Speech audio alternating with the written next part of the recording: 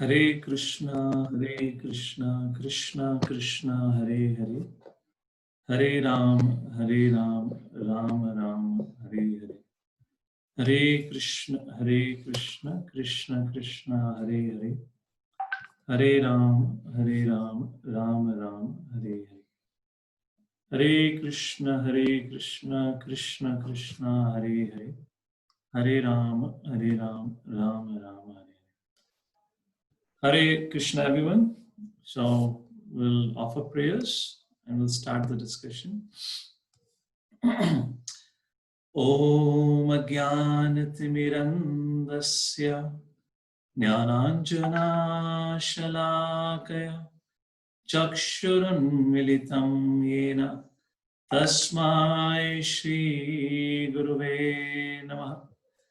Namah Vishnupadaya Krishna Pristhaya Bhutale Shrimate Bhakti Vedanta Swami Niti Namine Namaste Saraswate Devi Gauravani Pracharine Nirvishesha Shunyavadi Pashyata Deshatarine Jai Shri Krishna Chaitanya Prabhu Nityananda Shri Advaita Gadadhar Shrivas Adi Gaur Bhakta Vrinda. Everyone together. Hare Krishna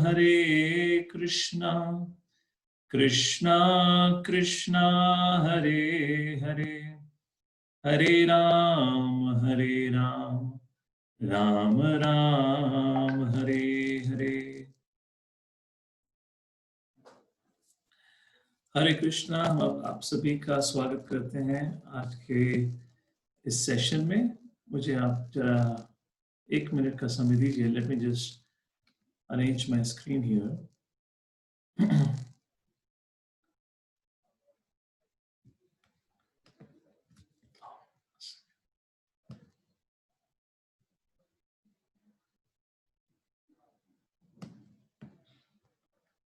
alright,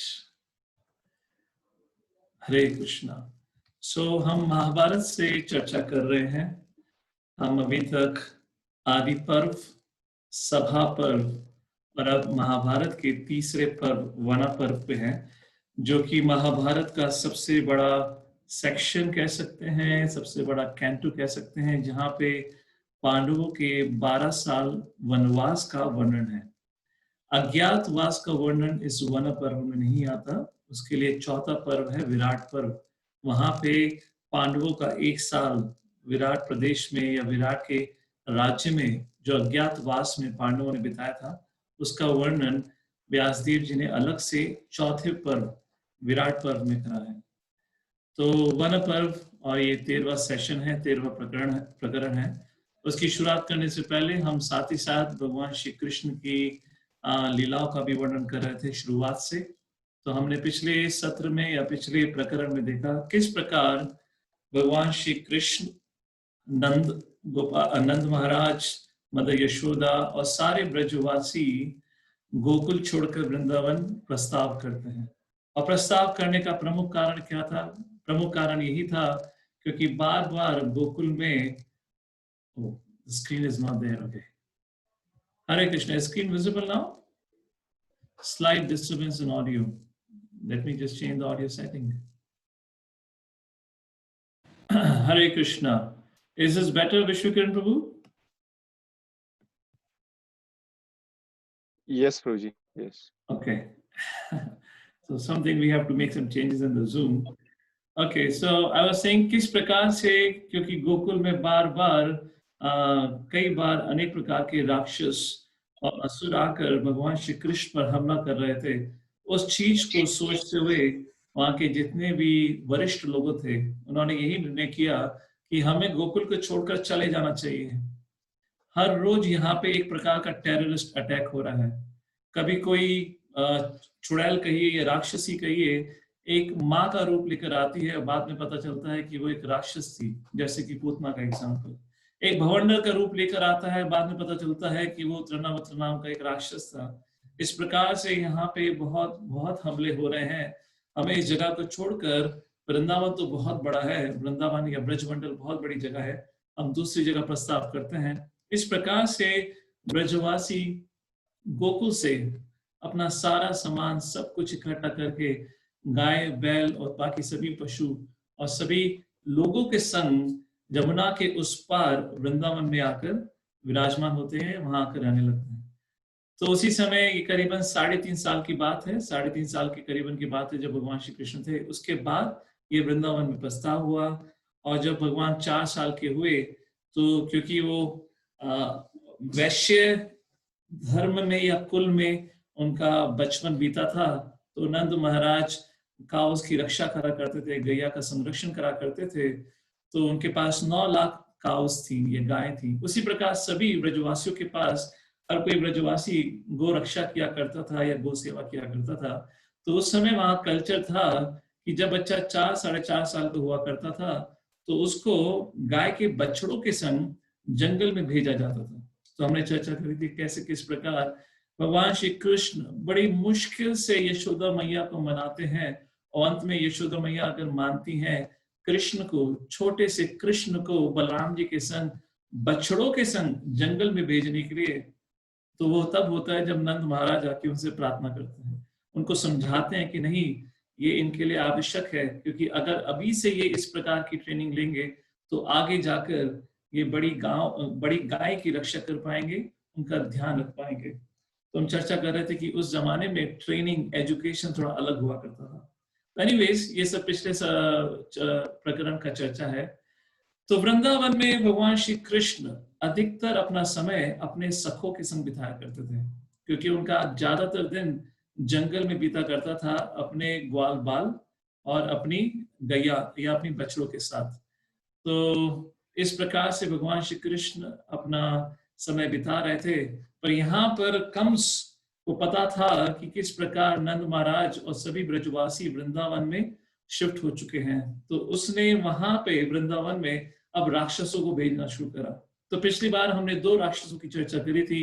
एक का नाम था वत्सासुर, जो बछड़े का रूप लेकर आया, और जब भगवान श्री कृष्ण ने उस वत्सासुर का वध करा तो जितने भी वहां के वरिष्ठ लोग थे उन्होंने कृष्ण से कहा, हे कृष्ण, माना तुमने राक्षस का वध किया है, पर राक्षस का वध किया है जो कि बछड़े के रूप में था, तुम्हें गंगा में स्नान करके अपने आप को शुद्ध करना पड़ेगा।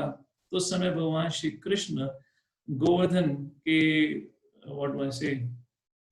गोवर्धन के पास मानसी गंगा को मानसी गंगा मीन्स भगवान श्री कृष्ण ने अपने मन से गंगा का आवाहन करके वहां पे गंगा को प्रकट करा, जिसका नाम मानसी गंगा है। अगर आप गोवर्धन की परिक्रमा करने जाएंगे तो वहां पे मानसी गंगा ये स्थल आता है। उसके बाद एक दिन वो जमुना तट पे पानी पीने के लिए गए सब ग्वाल बाल, और वहां पे उनको एक बाकासुर नाम के राक्षस का सामना करना पड़ा, जो कि स्वान या डक के रूप में आया था। उस प्रकार से सब लोग गोकुल से वृंदावन गोकुल छोड़ के वृंदावन ये सोच कर आए थे कि अब यहाँ पे भगवान श्री कृष्ण और ब्रजवासियों पर इन राक्षसों का कोई हमला नहीं होगा। बट अभी भी वो स्थिति वैसी की वैसी थी।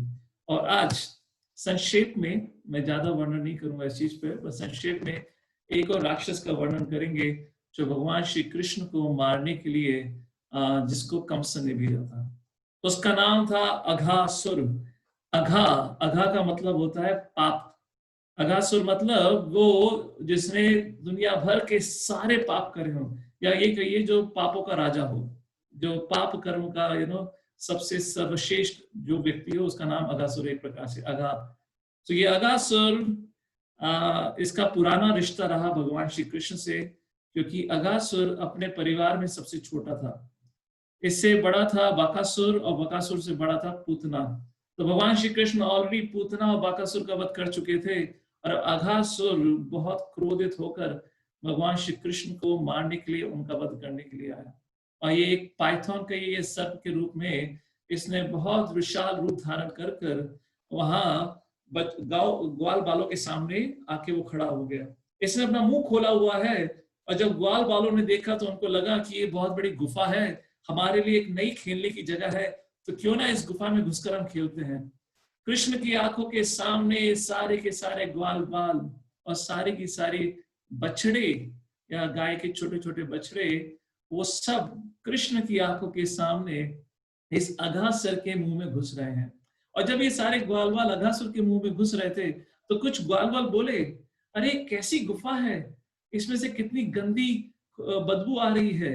और कुछ ग्वाल बाल तो घबरा भी गए थे, बोले थे हम यहाँ नहीं जाएंगे, यहाँ तो बहुत खतरा लग रहा है।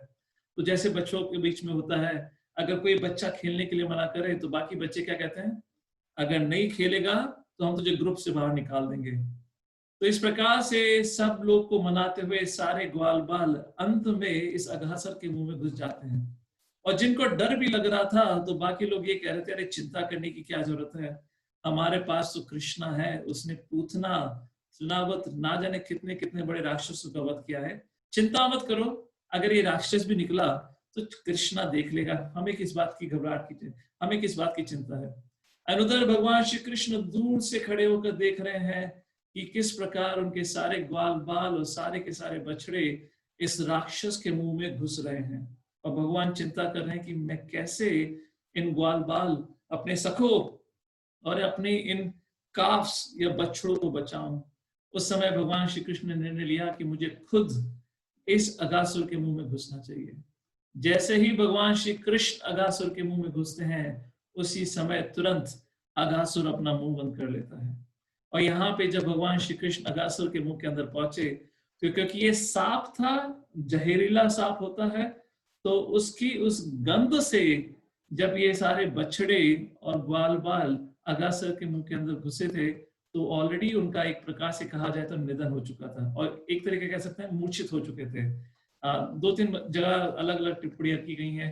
कुछ आचार्यों ने कहा है कि उनका निधन हो चुका था, कुछ ने कहा मूर्छित होकर गिर पड़े थे। अब तात्पर्य यह है, जब भगवान श्री कृष्ण पहुंचे तो केवल उनके अलावा कोई भी अपने पैरों पर नहीं खड़ा था, सब केसर अघासुर के मुंह में ढेर थे। और यहाँ अघासुर ने अपना मुंह बंद कर लिया है, और ऊपर स्वर्ग में आसमान में खड़े हुए देवता लोग ये सारी लीलाएं देख रहे हैं, और वो जोर जोर से चिल्लाने लगे, चीखने लगे, अरे भगवान श्री कृष्ण का क्या हुआ, अघासुर ने खा लिया, अघासुर ने खा लिया। और जब भगवान श्री कृष्ण ने देखा कि कैसे सभी भक्त उनके इतने दुखी हैं, उस समय भगवान श्री कृष्ण ने अपना शरीर बढ़ाना शुरू करा। अभी तक के सारे जितने भी राक्षसों का या जितने भी दुष्टों का भगवान श्री कृष्ण ने वध किया, ये पहली बार है भगवान श्री कृष्ण ने जहां पे उन्होंने अपनी विभूतियों का उपयोग करा, जहां पे अपने उन्होंने शक्तियों का उपयोग करा, बट किसी ने देखा नहीं क्योंकि सब मूर्छित थे। उस प्रकार भगवान श्री कृष्ण ने जब अपना शरीर को बढ़ाया, अब अघासुर के गले में सारे ग्वाल बाल और कृष्ण है, और जब कृष्ण ने अपना शरीर को बढ़ाया तो उसका गला अटक गया और वो अघासुर सांस नहीं ले पाया। अंत में सांस ना लेने के कारण उस अघासुर का वध हो गया, और जैसे ही अघासुर का वध हुआ उसका मुंह अपने आप खुल गया। कई सारी चीजें हुई हैं इसमें। जैसे ही अघासुर का वध हुआ और जैसे ही उसने अपने प्राण त्यागे, तो उसकी आत्मा वो एक कहते हैं बिंदु के समान उसके शरीर से निकलकर भगवान श्री कृष्ण के शरीर में समा जाती है, क्योंकि भगवान श्री कृष्ण के द्वारा उसकी मृत्यु हुई, उसको उसी समय मुक्ति प्राप्त होती है। और साथ ही साथ भगवान श्री कृष्ण देखते हैं कि जब अघासुर का वध हो चुका है, उसका मुंह खुल चुका है, तो भगवान श्री कृष्ण अपनी आंखों से, अपनी कोमल आंखों से सभी ग्वाल बालक और सभी बछड़ों की तरफ देखते हैं, और सारे के सारे जो मूर्छित पड़े हुए थे फिर जीवित होकर खुशी से कूदने लगते हैं, नाचने लगते हैं, क्योंकि उनको तो कुछ पता ही नहीं क्या हुआ है।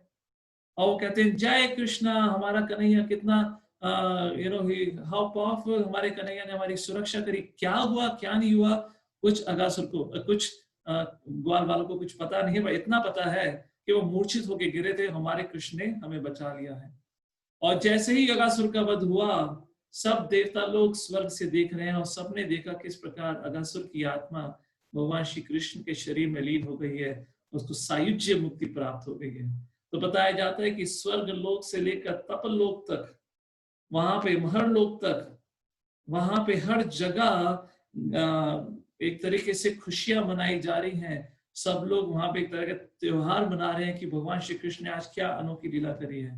जब इस प्रकार का खुशियां मनाई जा रही थी स्वर्ग में, ऊपर अदर प्लैनेटरी सिस्टम्स में, तो जो ब्रह्म लोक है, जो सबसे सर्वश्रेष्ठ प्लैनेटरी सिस्टम है इस यूनिवर्स में, तो ब्रह्मा जी को भी उन खुशियों की आवाज सुनाई दी, उन गाने बजानों की आवाज सुनाई दी। और ब्रह्मा जी जब नीचे आते हैं तो देखते हैं कि कैसे सारे देवी देवता एक छोटे से बालक कृष्ण को भगवान के रूप में सम्मान देकर उनके द्वारा इस अघासुर के वध पर एक प्रकार का त्योहार बना रहे हैं। अघासुर बड़ा माना हुआ राक्षस था, यहाँ तक कि ब्रह्मा जी को भी अघासुर के बारे में पता था। तो ब्रह्मा जी बड़े सोच में पड़ गए कि कैसे एक छोटे से बालक ने इस राक्षस को मारा। मारा तो मारा, पर सभी देवी देवता कह रहे हैं कि ये छोटा सा बालक ही साक्षात भगवान है, भगवान Vishnu, supreme personality of God, ये वही विष्णु है। जब भी इस ब्रह्मांड में कोई परेशानी होती है तो मैं क्षीर सागर पे जाकर भगवान के सामने पुरुषा सुक्ता प्रेयर का आह्वान की प्रार्थना करके वो बोलकर भगवान का आह्वान करता हूं, और भगवान तब भी मुझे दर्शन नहीं देते, केवल अपनी वाणी से मुझे संदेश देते हैं कि वो कब इस धरती पर प्रकट होकर राक्षसों का वध करेंगे। और वही सर्वश्रेष्ठ भगवान आज इस बालक के रूप में इस धरती पर है। ब्रह्मा जी को विश्वास नहीं हुआ। तो जब ये लीला हुई थी, सुखदेव गोस्वामी बताते हैं परीक्षित महाराज को, हे परीक्षित महाराज, जब ये घटना घटी थी तो उस समय भगवान श्री कृष्ण 5 साल के थे, उनकी उम्र 5 साल की थी। परंतु अगले 1 साल तक किसी को भी ब्रज में पता नहीं था इस लीला के बारे में। 1 साल होने के बाद ब्रज में ब्रजवासियों को पता चला कि कैसे आज के दिन भगवान श्री कृष्ण ने अघासुर का वध किया है। तो एकदम से परीक्षित महाराज चिंतित हो जाते हैं, पूछते हैं, गुरुदेव प्रश्न, आप क्या कह रहे हैं? आपके अनुसार 1 साल तक ब्रजवासियों को यही नहीं पता था कि कृष्ण ने अघासुर का वध किया है, इसका मतलब क्या है? ऐसे कैसे पॉसिबल है? तो उस समय सुखदेव गोस्वामी बताते हैं कि कैसे अघासुर का वध करने के बाद भगवान श्री कृष्ण अपने ग्वाल बालों के संग खेल रहे थे, कूद रहे थे। उस समय ब्रह्मा जी आते हैं और देखते हैं क्या सही में ये छोटा सा बालक सही में भगवान है। उस समय सभी ग्वाल बाल और भगवान श्री कृष्ण साथ में बैठ के अपना लंच ले रहे थे। तो यहाँ पे कभी कोई व्यक्ति भगवान श्री कृष्ण जो खा रहे हैं उनको खाते खाते उनके मुंह से छीन कर खा रहा था, तो कभी भगवान श्री कृष्ण किसी और ग्वाले का झूठा मुंह से खींच कर खा रहे थे। तो जब ब्रह्मा ने देखा तो ब्रह्मा बड़ा चिंतित में हो गए कि ये भगवान जिनकी पूजा आराधना करने के लिए इतना नियम है, उसके लिए इतनी क्वालिफिकेशंस की आवश्यकता पड़ती है, इतना क्लीनलीनेस स्टैंडर्ड्स होते हैं, ये भगवान कैसे हो सकते हैं जो छोटे से ग्वाल बालों के मुंह से उनका झूठा खाया हुआ छीन कर खा रहे हैं। या तो वो छोड़िए, दूसरे ग्वाल बाल भगवान जो खा रहे हैं उनको खाता हुआ उनके हाथ से छीन कर खा रहे हैं। ये तो पॉसिबल हो ही नहीं सकता। तो ब्रह्मा ने सोचा क्यों ना मैं इस छोटे से बालक जो मायावी है, हो सकता है इसके पास कुछ सिद्धियां होंगी, इसकी एक छोटी सी परीक्षा ले लेता हूं। इस प्रकार उस समय जब भगवान श्री कृष्ण, जब सबका लंच हो चुका था, तो भगवान श्री कृष्ण अपने ग्वालों को कहते हैं कि चलो अब चलने का समय हो गया है, बछड़े दूर चले गए हैं, आप लोग यहीं बैठो और मैं बछड़ों को लेकर आता हूँ। भगवान श्री कृष्ण जंगल में थोड़ा अंदर और जाते हैं बछड़ों को लेकर आने के लिए, और जब भगवान अंदर जाते हैं जंगल में तो बछड़ा एक भी नजर नहीं आता।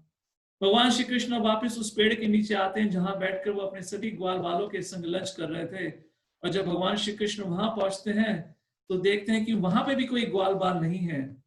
तो भगवान श्री कृष्ण को समझ आता है, जो इस समय केवल 5 साल के छोटे से बालक हैं, भगवान को समझ आता है कि किस प्रकार ब्रह्मा मेरी परीक्षा लेना चाहता है, और मेरी परीक्षा लेने के लिए उसने सारे ग्वाल बाल और सारे बछड़ों का अपहरण कर लिया है। और भगवान श्री कृष्ण उस समय मुस्कुराते हुए, तो उस समय ब्रह्मा जी क्या करते हैं, सारे ग्वाल बाल और बछड़ों को वहां से अगवा कर कर एक पहाड़ में एक गुफा में ले जाकर उनको छुपा देते हैं। और सारे ग्वाल बाल और सारे बछड़े बड़ी गहरी नींद में हैं, उनको कुछ पता नहीं उनके संग क्या हुआ है। और यहाँ भगवान श्री कृष्ण ब्रह्मा की इस चाल को समझते हुए भगवान श्री कृष्ण अपने आप को उन हजारों लाखों बछड़ों के रूप में एक्सपेंड करते हैं। साथ ही साथ भगवान श्री कृष्ण अपने आप को हर उस ग्वाल बाल के रूप में अपने आप को एक्सपेंड करते हैं जो भगवान के संग उस दिन कहते हैं वृंदावन के कहते हैं जंगल में भगवान के संग आया था।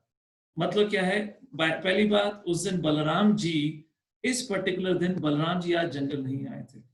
क्यों नहीं आए थे, क्या काम था, उसकी चर्चा हम कल करेंगे जब विस्तार से इस लीला के बारे में अध्ययन करेंगे।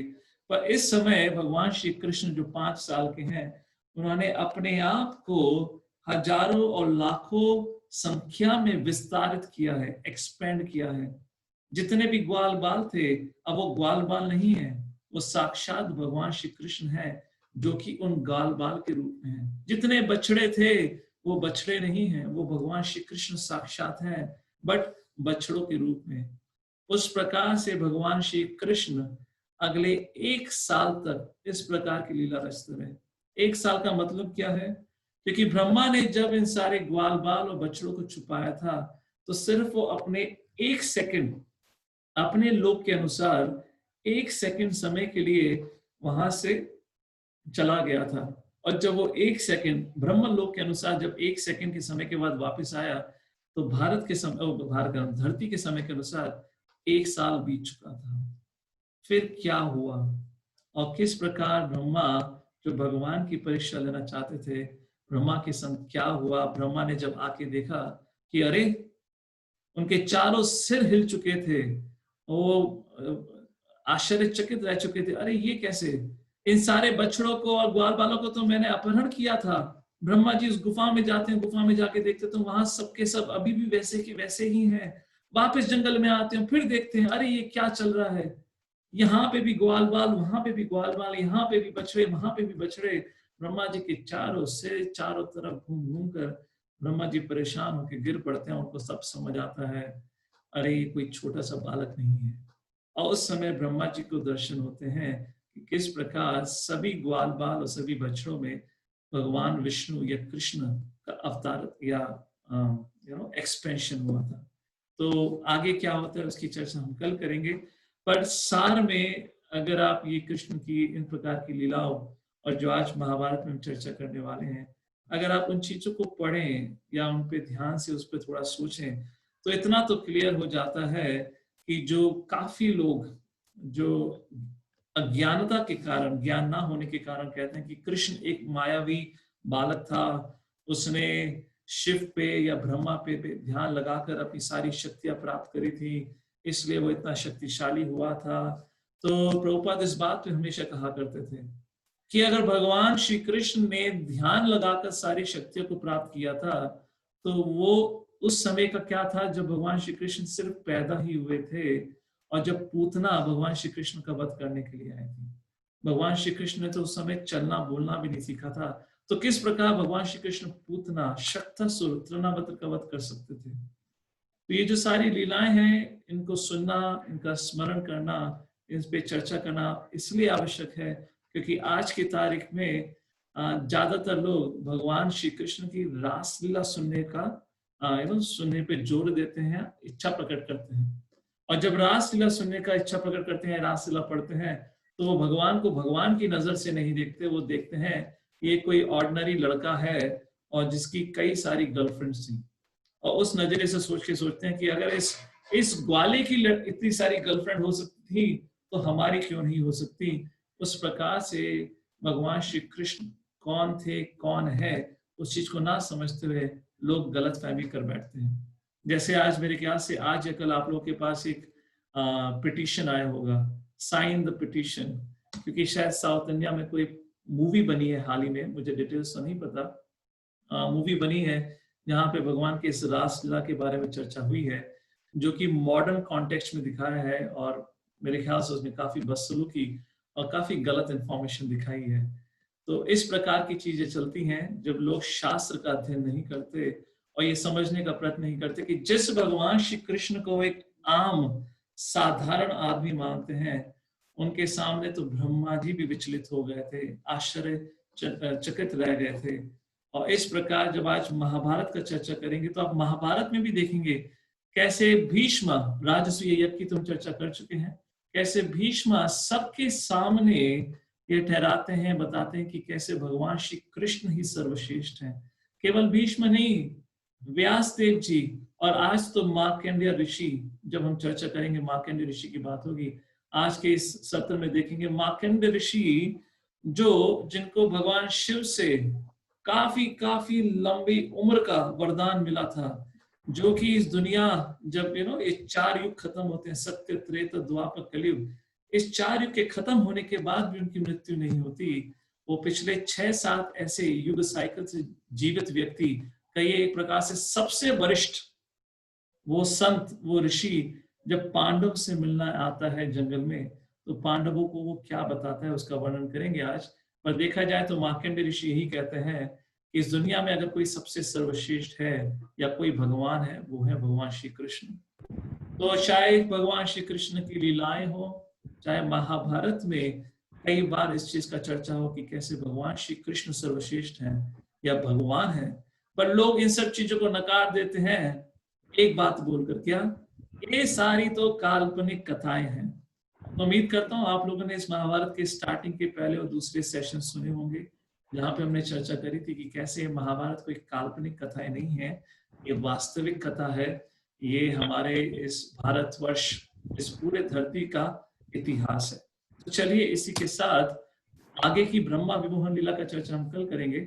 आज महाभारत से अधिक चर्चा करनी है, तो महाभारत में चलते हैं। तो अभी महाभारत में क्या हो रहा है और हमने महाभारत की क्या चर्चा करी है। तो हमने देखा पिछले सत्र में कैसे सभा पर्व के अंत में पांडवों को धोखा देकर दुर्योधन, शकुनी और धृतराष्ट्र पांडवों को वन भेज देते हैं। उनको 12 साल का वनवास, 1 साल का अज्ञातवास और उनके द्वारा बनाया हुआ इंद्रप्रस्थ, साथ ही साथ उनकी सारी धन संपत्ति उनसे छीन ली जाती है। तो इसका कारण क्या था, ये क्यों किया गया था? क्योंकि जब राजसूय यज्ञ खत्म हुआ था और दुर्योधन उस राजसूय यज्ञ को सफलतापूर्ण खत्म होते हुए देखकर वापस पहुंचा हस्तिनापुर, तो वो अपने पिताश्री से कहता है और अपने मामा शकुनी से कहता है कि मैं जीवित नहीं रह सकता। तो शकुनी ने पूछा ऐसी बात क्यों कर रहे हो? अरे पांडव की खुशी को देखकर मुझसे जिया नहीं जाता। पांडव हमसे अधिक शक्तिशाली हो चुके हैं, युधिष्ठिर सम्राट चक्रवर्ती बन चुके हैं, हमारी भी स्थिति उनके सामने कमजोर हो चुकी है, वो हमसे अधिक रईस हो चुके हैं। मैं जीवित नहीं रह सकता, मैं उनको किसी भी कारण, किसी भी स्थिति में खुश नहीं देख सकता। तो दुर्योधन को खुश करने के लिए इसलिए शकुनी ने ये गैम्बलिंग मैच का प्रस्ताव रखा। और गैम्बलिंग मैच के प्रस्ताव के बाद आपको पता है, हमने पहले चर्चा करी किस प्रकार शकुनी, दुर्योधन, कर्ण ने मिलकर पांडवों के संग अत्याचार करा, उनकी बेइज्जती करी, अपमान किया, यहाँ तक कि उनकी पत्नी अपनी भाभी द्रौपदी के संग इस प्रकार का दुर्व्यवहार करा।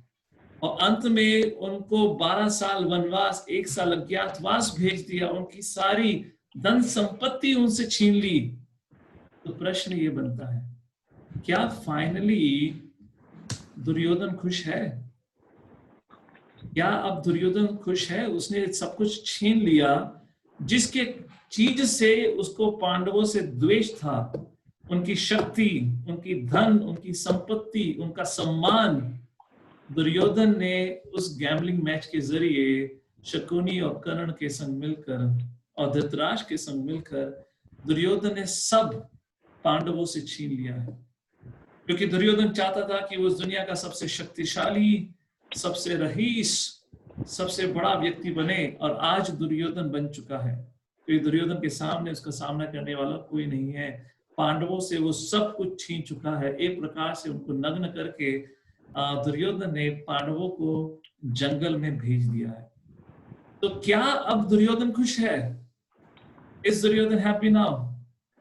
But the fact is, but the reality is, Duryodhan हो, धृतराष्ट्र हो, जो जिन लोगों ने उस प्रकार से पांडवों के संग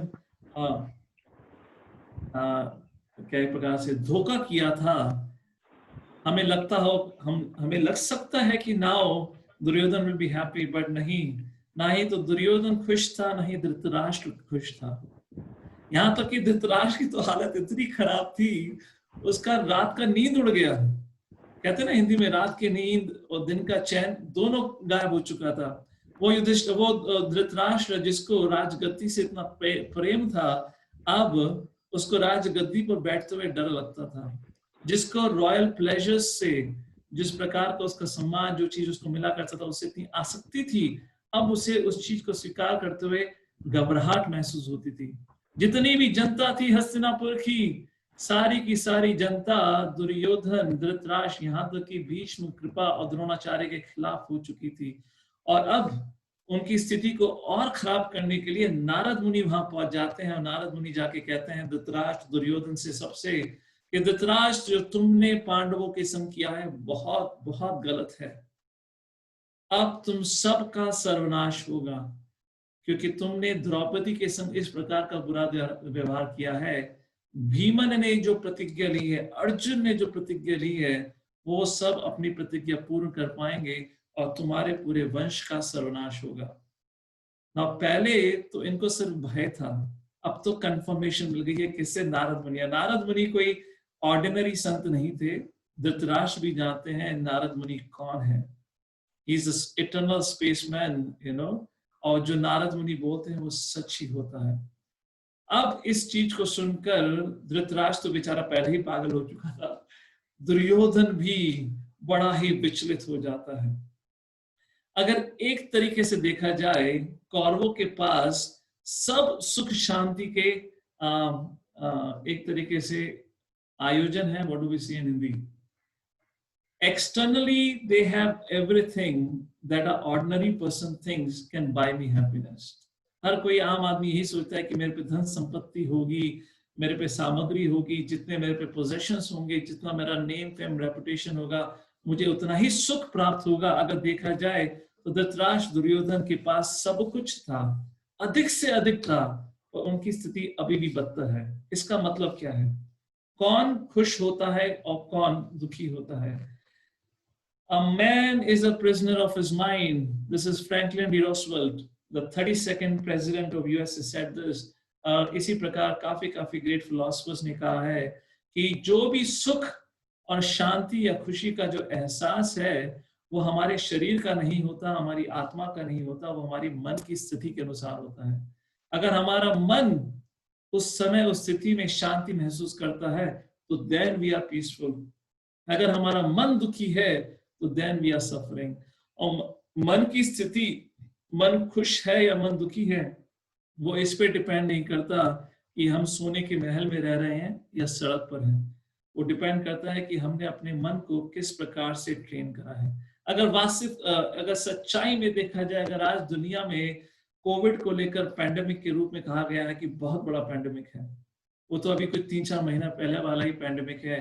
अगर ये मन की जो बीमारी है, एजिटेटेड माइंड और स्ट्रेसफुल माइंड देखा जाए, तो ये पैंडेमिक तो ना जाने कितने कितने सालों से है, और कितने लोग इस पैंडेमिक, इस बीमारी के कारण परेशान रहते हैं। क्यों परेशान रहते हैं, क्यों लोगों को ये बीमारी होती है? कारण ये है क्योंकि आज की दुनिया में ये बताया जाता है कि अगर आपको सुख, आपको सफलता प्राप्त करनी है, आपको खुश होना है, if you want to be happy, आपका सुख, your happiness lies in your wealth.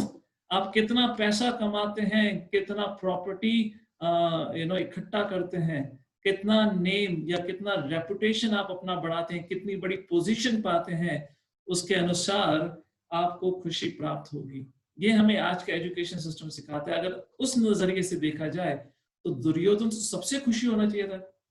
He must be the most happiest person, क्योंकि दुर्योधन ना, उसका कोई कंटेंडर नहीं है, उसको कोई उसकी पोजीशन को छीनने वाला उससे कोई बचा ही नहीं।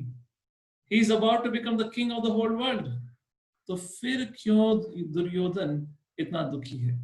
अगर देखा जाए आम तरीके से, देखा जाए ना ऑर्डिनरी सिनेरियो, एक आम व्यक्ति जो भगवान पे भरोसा नहीं है, जो एक नास्तिक व्यक्ति है, उसके मन में एक प्रकार का भय हमेशा होता है, और उस भय की चिंता के कारण वो व्यक्ति जलता रहता है।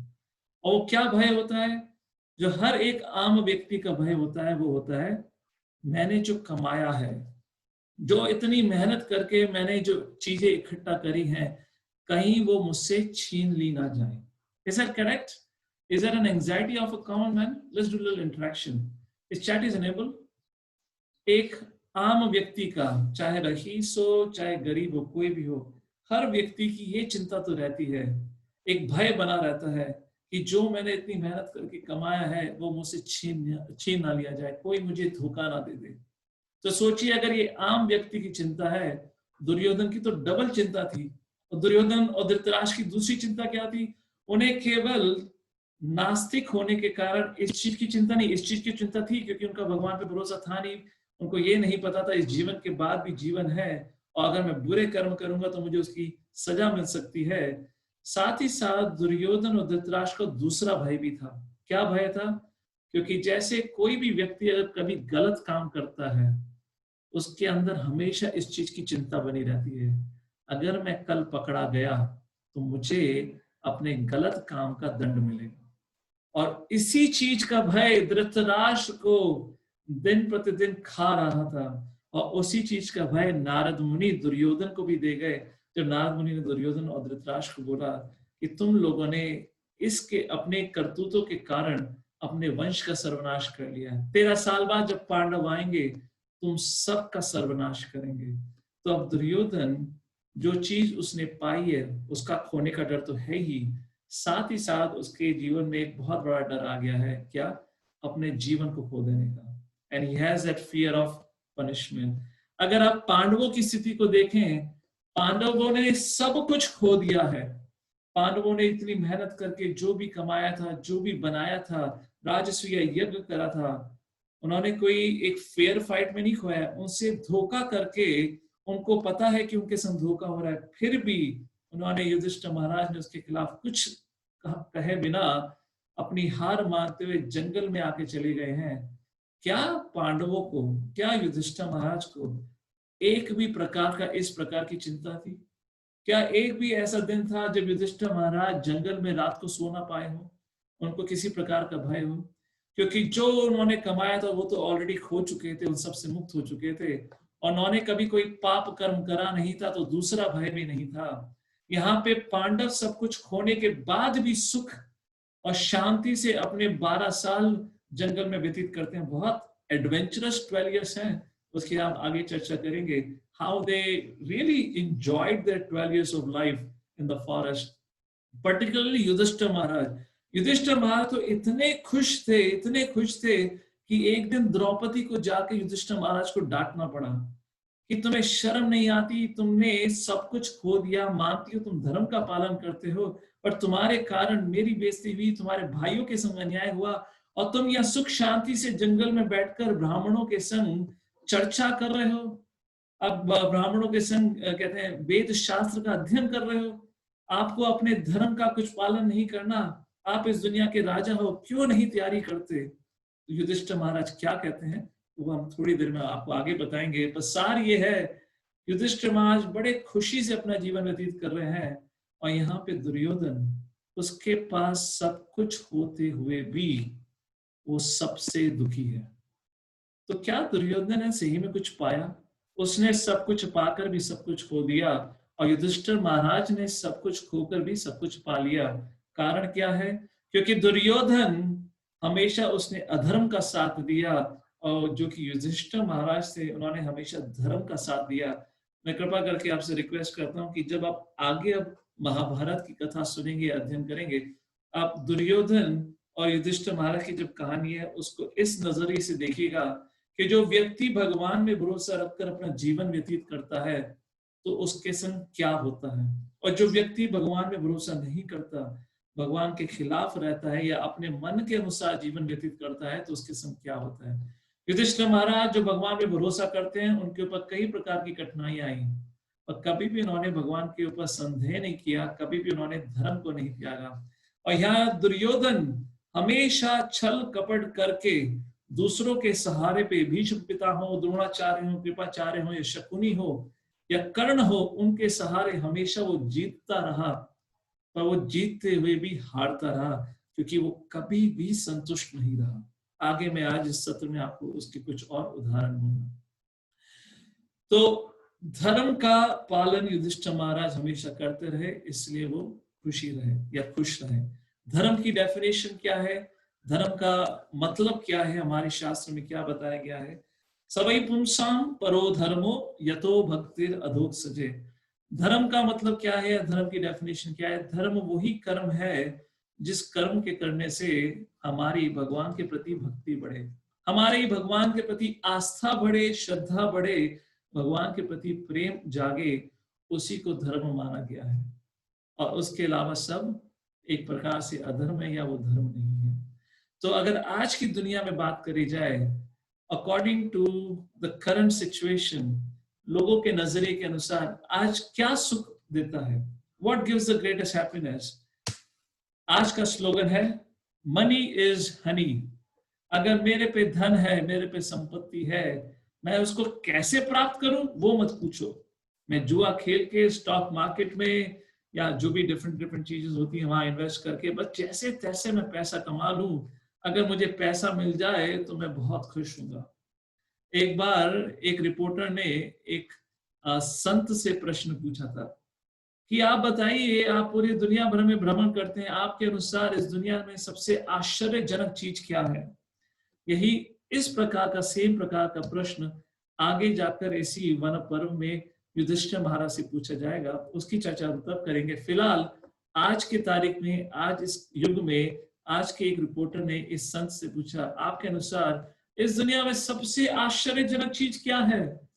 और ये संत कहते हैं, मैंने पूरी दुनिया में भ्रमण करा है और मैंने सबसे आश्चर्यजनक चीज ये देखी है कि व्यक्ति मूर्खों की तरह पैसा कमाने के लिए दौड़ता रहता है, दिन रात वो मेहनत करता है, कठिन परिश्रम करता है, धन कमाता भी है, तो वो धन कमाने की होड़ में इतना पीछे पड़ा रहता है कि वो भूल जाता है कि धन, जो धन कमाया है उसका भी कुछ पर्पस है, उसका भी कुछ उपयोग, उसको भी यूज करने का कोई तरीका है। वो व्यक्ति काम में ऐसा लगा रहता है कि भूल जाता है कि धन जो मैंने कमाया है उससे मैं कुछ सुख प्राप्त कर सकता हूँ, क्योंकि वो धन कमाने में इस होड़ में लगा हुआ है, दिन रात मेहनत करता है, अंत में जाकर बीमार होकर वो व्यक्ति हॉस्पिटल में एडमिट हो जाता है। हॉस्पिटल में एडमिट होने के बाद उसका इतना लंबा चौड़ा मोटा बिल आता है कि जो भी इस व्यक्ति ने कमाया है सारा की सारी कमाई उसके इलाज में लग जाती है।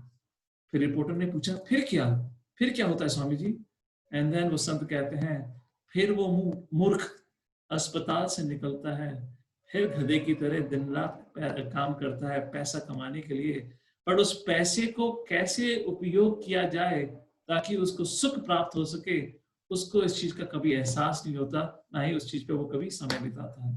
तो आज की दुनिया में, आज की तारीख में सिर्फ एक ही स्लोगन है, एक ही स्लोगन है। आप किसी बच्चे से पूछ लीजिए कि जीवन का क्या उद्देश्य है? Has anyone of you have asked? Because I've asked in some of the value education program. यहाँ तक कि 6th स्टैंडर्ड में पढ़ने वाले बच्चे भी कहते हैं जीवन का सिर्फ एक ही उद्देश्य है, पैसा कमाना, पैसा रहेगा तो सब कुछ है। इसी प्रकार एक कहानी आती है कि कैसे एक व्यक्ति जोर जोर से रो रहा था, सब छोड़ के चले गए, सब छोड़ के चले गए। तो उसका दोस्त उससे मिलने आया और जब उसने अपने दोस्त की स्थिति देखी तो बेचारा बड़ा गंभीर हो गया। अपने रोते हुए दोस्त से पूछते हैं, भाई तू क्यों रो रहा है, इतना क्यों दुखी है? बोला, मैं क्या बताऊं, मैं बहुत दुखी हूं, मुझे सब छोड़ के चले गए। तो दोस्त ने बोला, ऐसा क्या हुआ, कौन छोड़ के चला गया तेरे को? बोला, 30 दिन पहले मेरी सासू माँ की मृत्यु हो गई। तो दोस्त बोला, ओहो सही बात है, बड़ी दुख की बात है, तुम्हारी सासू माँ की मृत्यु हो गई। तो जो रो रहा था बोला, नहीं मेरी पूरी बात तो सुनो, मेरी सासू माँ की मृत्यु हुई और मृत्यु होते समय वो सासू माँ मुझसे इतना प्रेम करती थी कि मेरे नाम 10 लाख का चेक छोड़ गई। तो दोस्त बोला, अरे तुम्हारे ये रिश्तेदार तो बड़े अच्छे हैं, तुम्हारे लिए 10 लाख रुपए का चेक छोड़ के गए, तुम इतने दुखी क्यों हो? फिर वो दोस्त जोर जोर से रोने लगा, नहीं मुझे सब छोड़ के चले गए, सब छोड़ के चले गए। तो फिर उसने पूछा, भाई तेरी सासू माँ चलो छोड़ के चली गई, पर तेरे लिए कुछ करके भी तो गई, क्यों दुखी है? बोला, नहीं पूरी बात सुन मेरे दोस्त, अब से 15 दिन पहले मेरे ससुर जी भी चले गए। तो दोस्त बोला, अरे हाँ तो बहुत बुरी खबर है, तुम्हारे ससुर और सासू माँ दोनों चले गई, वेरी सैड। तो रोता हुआ दोस्त बोला, नहीं मेरी पूरी बात तो सुन दोस्त। तो बोला, क्या है? बोला जब मेरे ससुर की मृत्यु हो रही थी तो उन्होंने अपनी जायदाद से 15 लाख का चेक मेरे नाम कर रखा।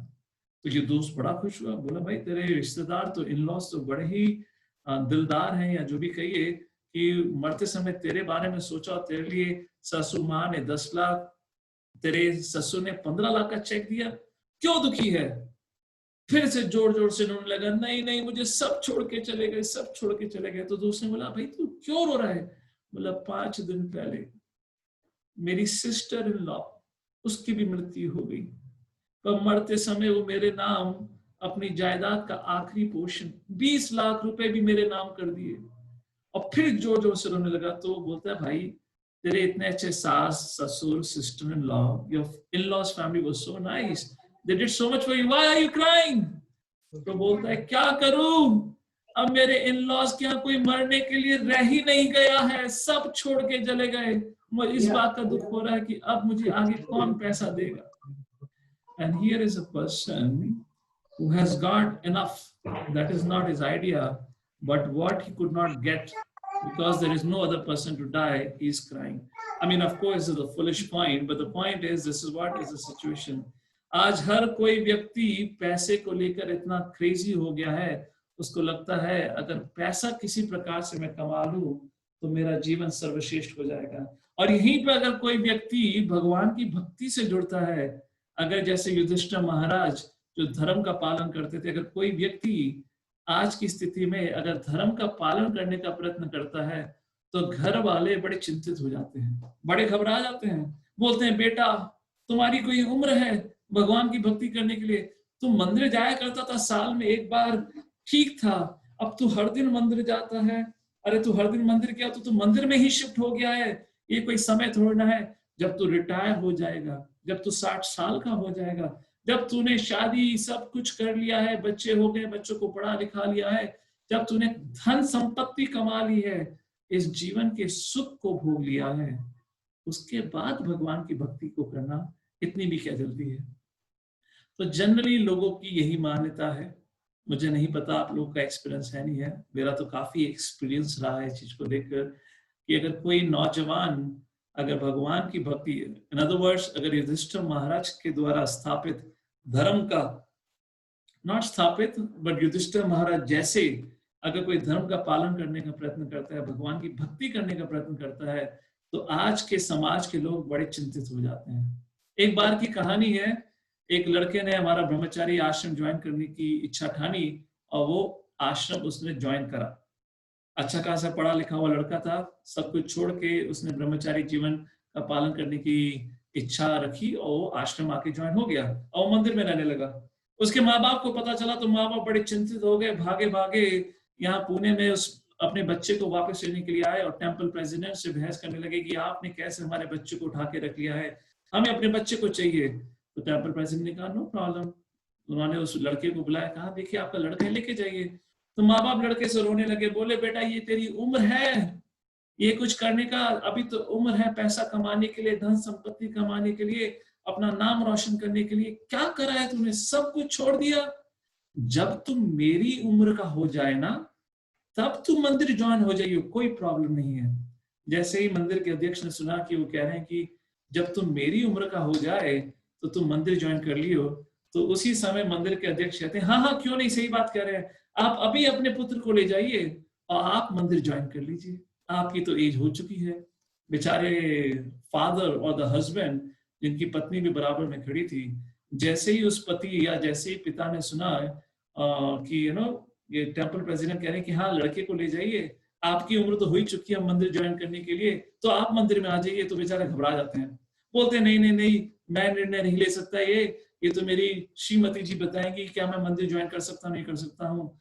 And everyone is looking at the wife now, and as soon as the wife saw कि अब तो सब कुछ उनके ऊपर आ गया, तो बोलती है नहीं नहीं नहीं ये किसी लायक नहीं है, आप इस लड़के को ही रख लीजिए, हम लोग यहाँ से जा रहे हैं। And like that the husband and wife run away.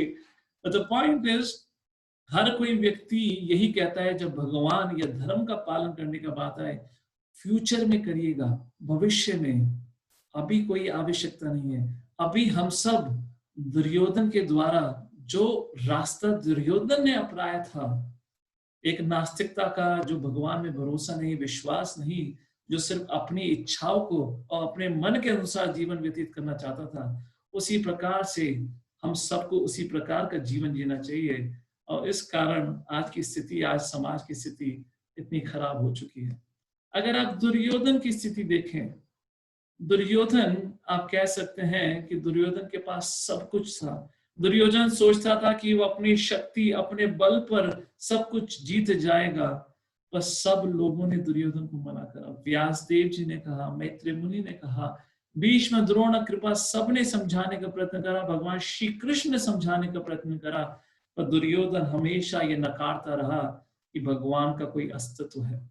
कि वो नकारता रहा कि वो सर्वश्रेष्ठ नहीं है। उसको हमेशा लगता था कि वो ही सर्वश्रेष्ठ है और वो जो चाहे कर सकता है। युद्ध के 10वें दिन भीष्म पितामह का वध हो चुका है, वो युद्ध से गिर चुके हैं और भीष्म पितामह उस बाड़ों पे लेटे हुए भी दुर्योधन से कहते हैं, ये युद्ध की इच्छा छोड़ दो, कृष्ण की शरण ले लो। फिर भी दुर्योधन सोचते हैं, नहीं, मेरे पास अभी भी द्रोणाचार्य है, मेरे पास अभी भी जयद्रथ है, कर्ण है।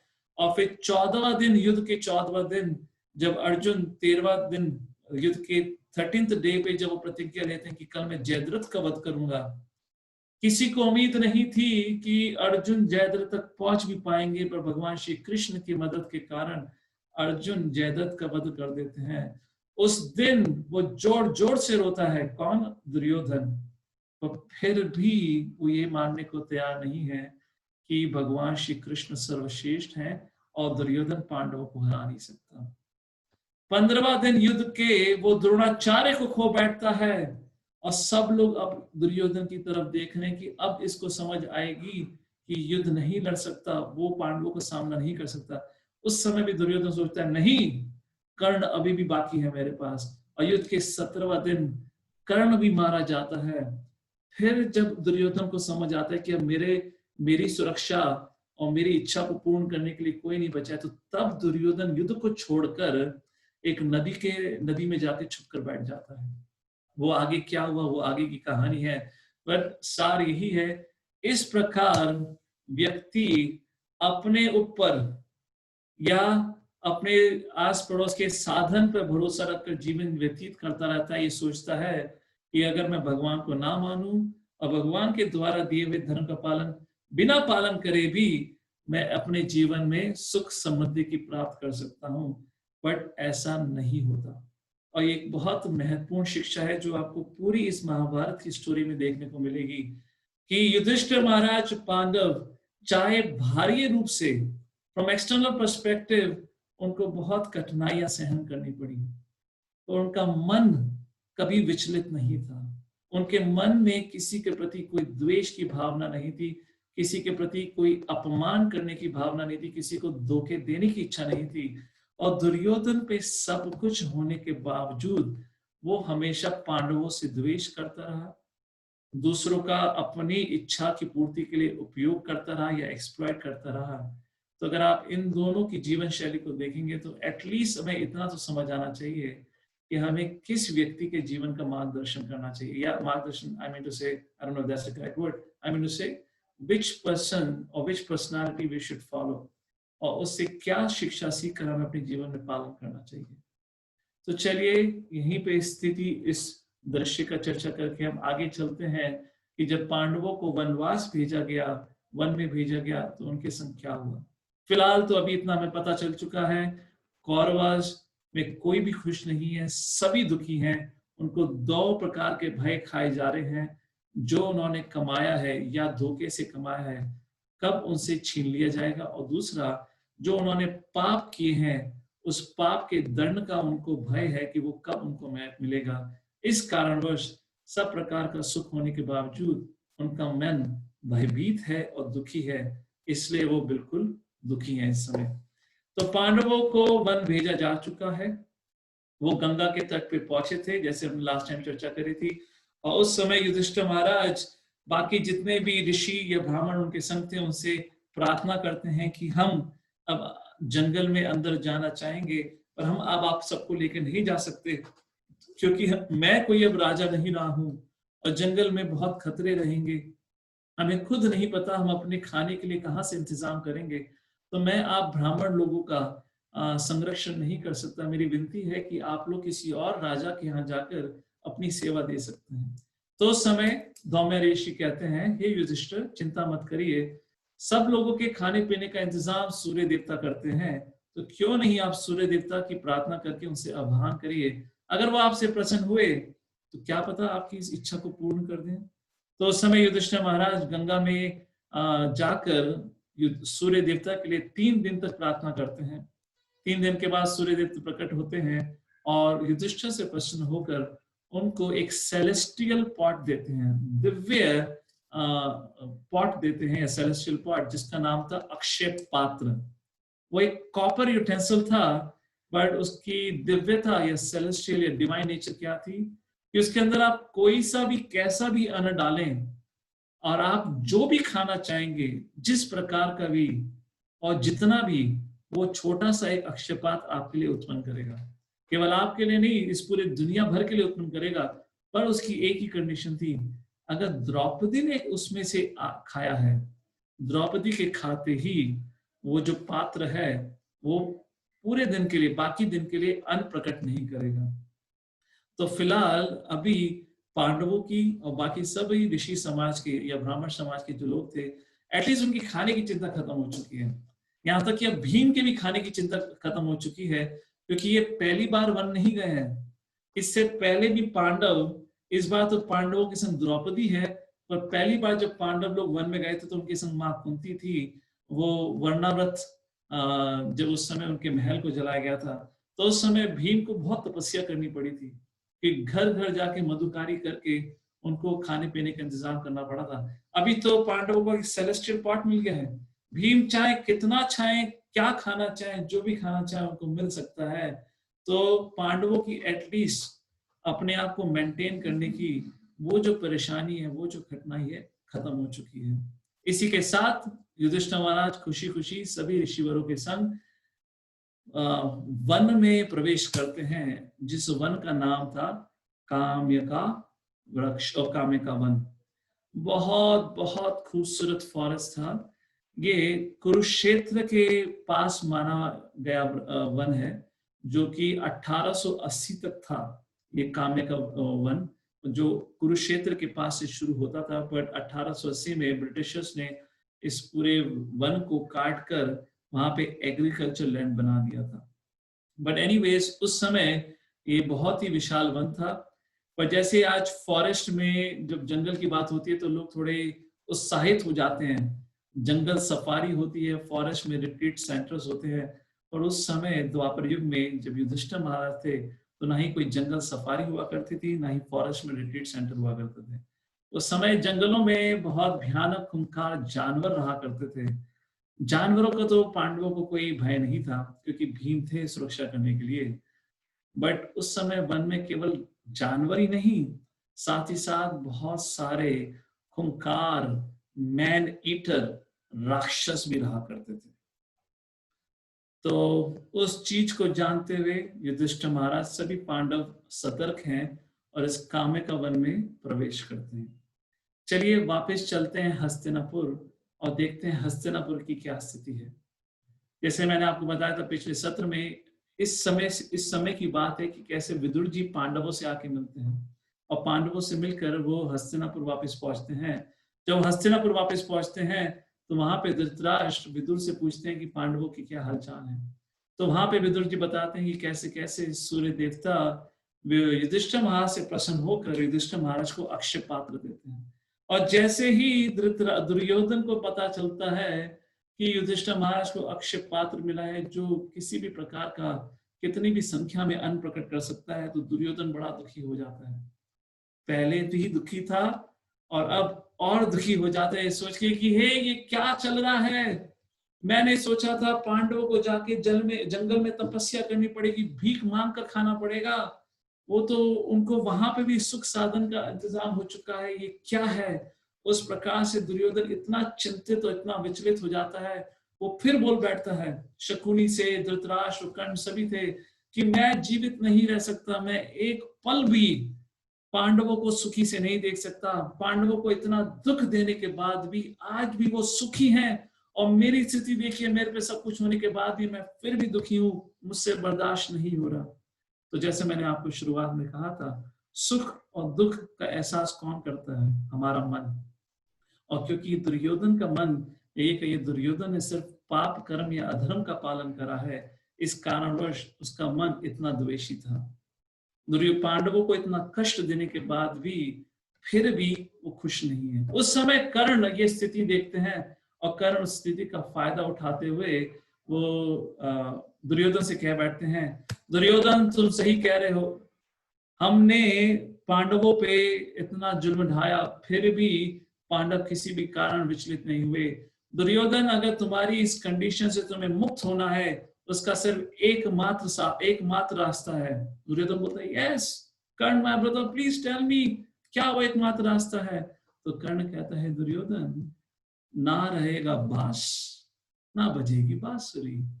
तुम्हारे संकट का कारण है पांडव। जब तक पांडव जीवित रहेंगे दुर्योधन, तुम सुख नहीं रह सकते। तो अगर तुम्हें सुख चाहिए, you want to be happy, तो हमें पांडवों का वध करना पड़ेगा। तो दुर्योधन बोले कर्ण से, तुम्हारी इच्छा क्या है, तुम कहना क्या चाहते हो? तो कर्ण ने कहा, हे पांडव, हे दुर्योधन, पांडव इस समय अकेले हैं, निहत्थे हैं, उनके पास ना ही तो संपूर्ण तरीके से अस्त्र शस्त्र हैं, ना ही उनके पास उनका रथ है। अगर इस समय अपनी सेना के साथ हम उन पर हमला बोल देते हैं, तो हम आसानी से ही पांडवों का वध कर पाएंगे। और जैसे ही दुर्योधन ये सुनता है, दुर्योधन एक्साइटमेंट से उछल पड़ता है, बोलता है, कर्ण मेरे भाई, तुमने सही कहा, इससे बढ़िया मौका नहीं है पांडवों का वध करने के लिए।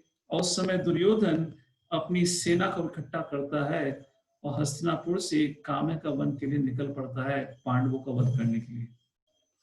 आप में से मेरे ख्याल से ज्यादातर लोगों ने ये कहानी पहली बार सुनी होगी कि इस प्रकार दुर्योधन और कर्ण ने षड्यंत्र रचा कि वो पांडवों को जंगल में मारने जाते हैं। यस और नो? या आप में से किसी ने पहले कहानी सुनी है?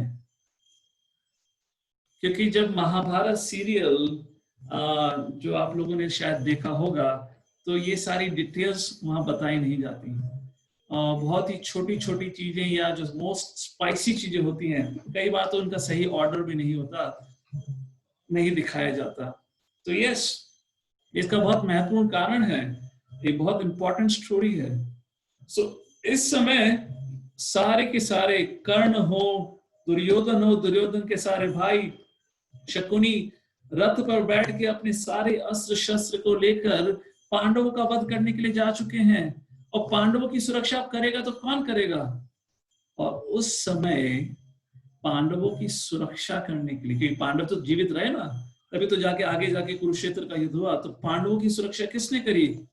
तो उस समय जाकर श्रीला व्यासदेव, जो बद्रीनाथ पर बैठे हुए तपस्या कर रहे थे, हम व्यासदेव जी को भगवान जी का अवतार मानते हैं, विस्तार मानते हैं। इसे he is a literary incarnation of supreme personality of God है। व्यासदेव जी पास्ट प्रेजेंट फ्यूचर सब देख सकते हैं। वही व्यासदेव हैं जिन्होंने महाभारत की रचना करी, सभी शास्त्रों को लिखित रूप में दिया। तो व्यासदेव जी बद्रीनाथ में बैठे हुए देख पा रहे थे कि किस प्रकार दुर्योधन ने ये षड्यंत्र रचा है। तो अपनी सिद्धि के बल पे उसी समय व्यासदेव जी बद्रीनाथ से उठकर उसी समय हस्तिनापुर के बाहर पहुंच जाते हैं। और उस समय दुर्योधन अपनी सेना को लेकर काम्या वन की तरफ जा रहे होते हैं। उस बीच में व्यासदेव जी आते हैं, और व्यासदेव जी को देखकर दुर्योधन घबरा जाता है कि दुर्योधन को एटलीस्ट दो लोगों पे तो भरोसा है कि वो बहुत दिव्य व्यक्ति हैं, एक नारद मुनि और एक व्यासदेव। और दुर्योधन को पता है इन दोनों से कभी मुझे पंगा नहीं लेना। तो व्यासदेव को देखता है, वो उतरता है, व्यासदेव जी को प्रणाम करता है, और व्यासदेव जी पूछते हैं, दुर्योधन कहीं टहलने के लिए जा रहे हो? इतनी सेना को लेकर किसी से युद्ध लड़ने जा रहे हो? आप बेचारा दुर्योधन कहे तो क्या कहे, क्योंकि वो किसी को बता नहीं सकता कि इस प्रकार वो पांडवों का वध करने के लिए जा रहा है। तो उस समय व्यासदेव कहते हैं, दुर्योधन मुझे पता है तुम्हारे मन के अंदर क्या चल रहा है, उस गलत भावना को निकाल दो, अभी इसी समय यहां से वापस मुड़ो और हस्तिनापुर जाओ। इसको इस बारे में दोबारा मत सोचना कि तुम पांडवों को, जब वो पांडव जंगल में हैं, वैसे ही तुम उन पे अन्याय कर चुके हो, उन पे दोबारा अब हमला करने की मत सोचना। तो दुर्योधन ने क्या करा ना, दुर्योधन की एक बहुत खूबसूरत क्वालिटी थी। उसकी प्रमुख क्वालिटी थी कि उसके अंदर कोई भी अच्छी क्वालिटी नहीं थी। तात्पर्य यह है कि कभी वो दुर्योधन किसी के नहीं सुनता था, वो किसी की नहीं मानता। सबसे पहले तो अपने से जितने भी बड़े लोग थे, वो कभी भी उनकी बातों को नहीं मानता था।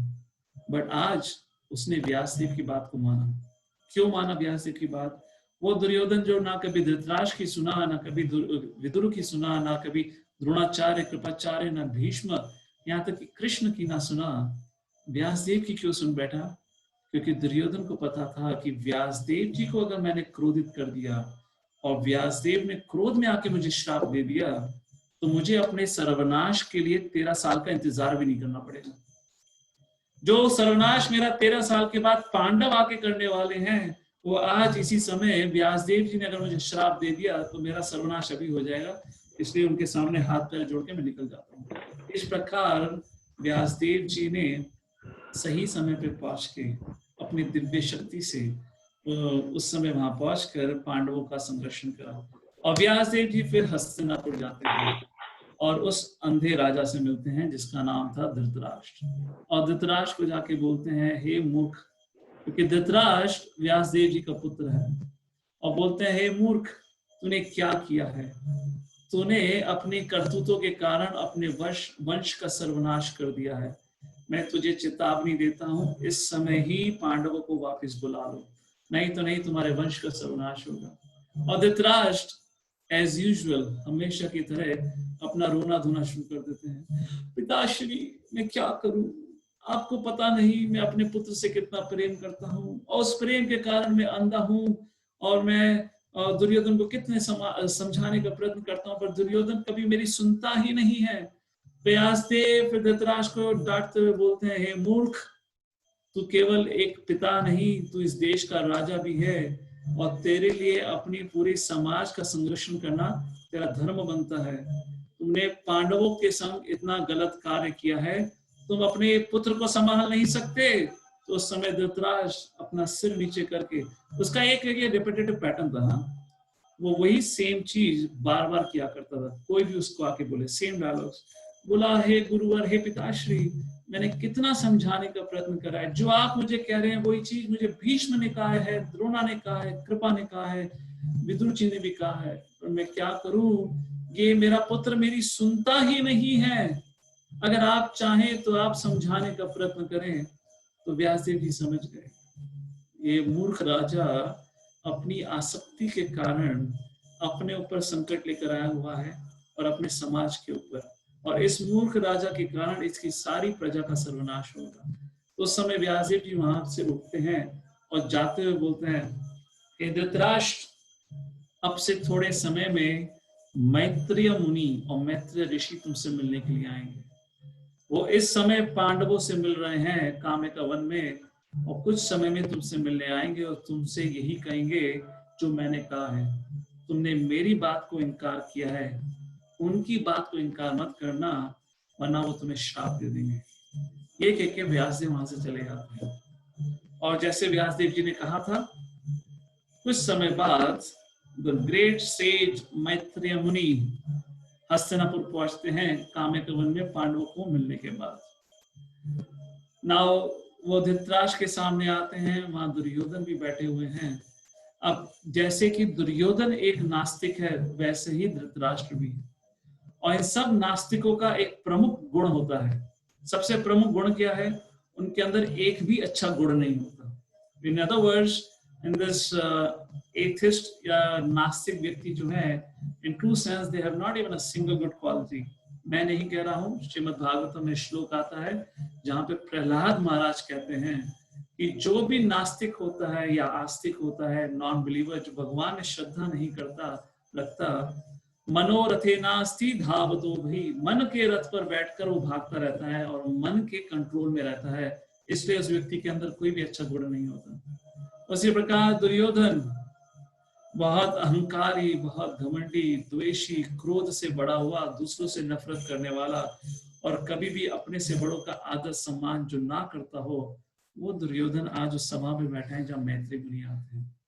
तो जैसे मैंने आपको बताया दुर्योधन के बारे में, अगर दुर्योधन अगर किसी दो लोगों का आदर सम्मान करता था या घबराता था, वो तो एक नारद मुनि, दूसरे व्यास थे। तो मैत्री मुनि बड़े प्रेम से धृतराष्ट्र को, दुर्योधन को समझाते हैं कि मूर्खता वाली चीजें छोड़ दीजिए, आप पांडवों को वापस बुलाइए। और उस समय मैत्री मुनि पांडवों के बारे में बताते कि कैसे भूल गए तुम वो भीम, उस भीम ने जरासंध जो सबसे शक्तिशाली राजा था उसका वध किया। वो भीम जिसने हिडम्बा इतने विशाल राक्षस बकासुर जो दूसरा इतना विशाल राक्षस था, साथ ही साथ किरमिरा। अभी हाल ही में मैत्री मुनि कहते हैं, अभी हाल ही में काम्या का वन में पहुंच के पहले दिन ही उन पांडवों का सामना एक किरमिरा नाम के एक राक्षस से हुआ जो इवन भीम की हाइट का डबल था। भीम पांडवों में सबसे बड़े थे हाइट में, और ये जो किरमिरा नाम का राक्षस था, मैन ईटर डीमन, वो भीम का भी डबल था साइज में। और भीम ने केवल हाथों के बल से उस राक्षस का वध किया। क्या तुम भीम की शक्ति को नहीं समझते? क्या तुम अर्जुन की शक्ति को नहीं समझते कि अर्जुन गंडीवा भूधारी वो कितना शक्तिशाली है? और यहाँ तक कि अर्जुन अकेला नहीं, अर्जुन के साथ साथ कृष्ण है। क्या तुम्हें पता नहीं कृष्ण अर्जुन ही नर नारायण है? और द्रुपद, धृष्टद्युम्न, उन सब का क्या? इतने सारे शक्तिशाली लोगों के संग तुम क्यों मूर्खता बड़ा काम कर रहे हो? अपने सर्वनाश का तुमने रास्ता खोल दिया है। क्योंकि दुर्योधन, जैसे मैंने कहा, क्योंकि जो लोग घमंडी होते हैं या क्रूर होते हैं उनके अंदर बुद्धि नहीं होती। वो ये भूल जाता है कि मैत्री मुनि कौन है, कितने वरिष्ठ हैं और उनके संग किस प्रकार से बात करनी चाहिए। उस समय दुर्योधन अपने जो उसने धोती पहनी हुई है, धोती को हटाता है और अपनी थाइस को दिखाते हुए कहता है मैत्री मुनि को, उस पर जोर जोर से हाथ मारता है, कहता है मैत्री मुनि, क्या हमको तुमने किसी से कम समझा है? हमने भी अपनी माँ का दूध पिया है, हम भी बहुत शक्तिशाली हैं, हम पांडवों से नहीं डरते। Now this is not the way you speak to a saintly person. One thing which a sadhu cannot tolerate is pride, and that one thing Krishna also doesn't tolerate. और जब दुर्योधन ऐसे कहकर मैत्री मुनि का अपराध करता है, का अपमान करता है, तो मैत्री मुनि क्रोधित हो जाते हैं।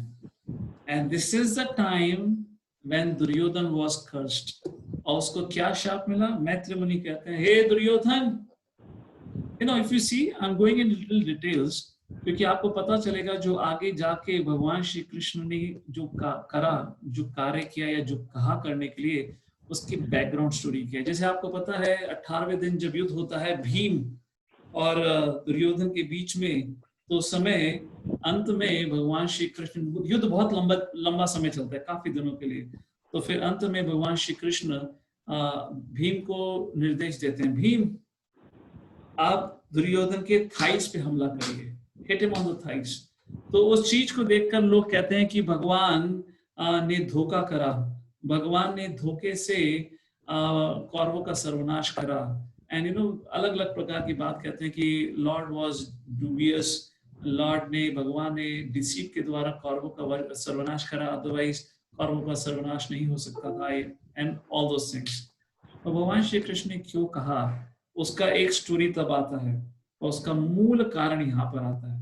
मैत्री मुनि ने, जब उस दुर्योधन ने अपनी झांगा को दगाते हुए कहा था कि देखो हम भी बहुत शक्तिशाली हैं, पांडवों का वध कर सकते हैं, तो उस समय मैत्री मुनि ने क्रोध में आके कहा था, हे मूर्ख, जो झांगा दिखाकर मुझे बड़े अहंकार से कह रहा है कि तू पांडवों का सर्वनाश करेगा, मैं तुझे श्राप देता हूं, भीम तेरी इसी झांगा को तोड़कर तेरा वध करेगा। And this was the curse जो मैत्री मुनि ने बोला था।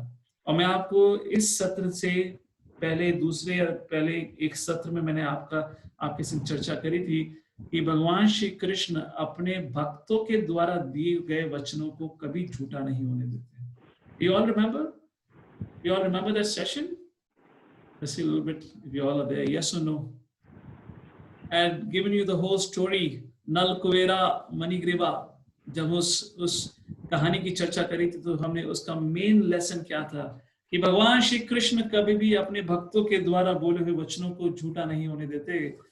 इसलिए भगवान श्री कृष्ण भगवत गीता में अर्जुन से कहते हैं, अर्जुन तुम अनाउंस करो और कहो कि मेरे भक्तों का कभी सर्वनाश नहीं होगा। तो मैत्रेय मुनि ने कहा था, दुर्योधन तेरी जांघा को तोड़कर भीम तेरी हत्या वैसे करेगा। तो भगवान श्री कृष्ण का क्या दोष इसमें?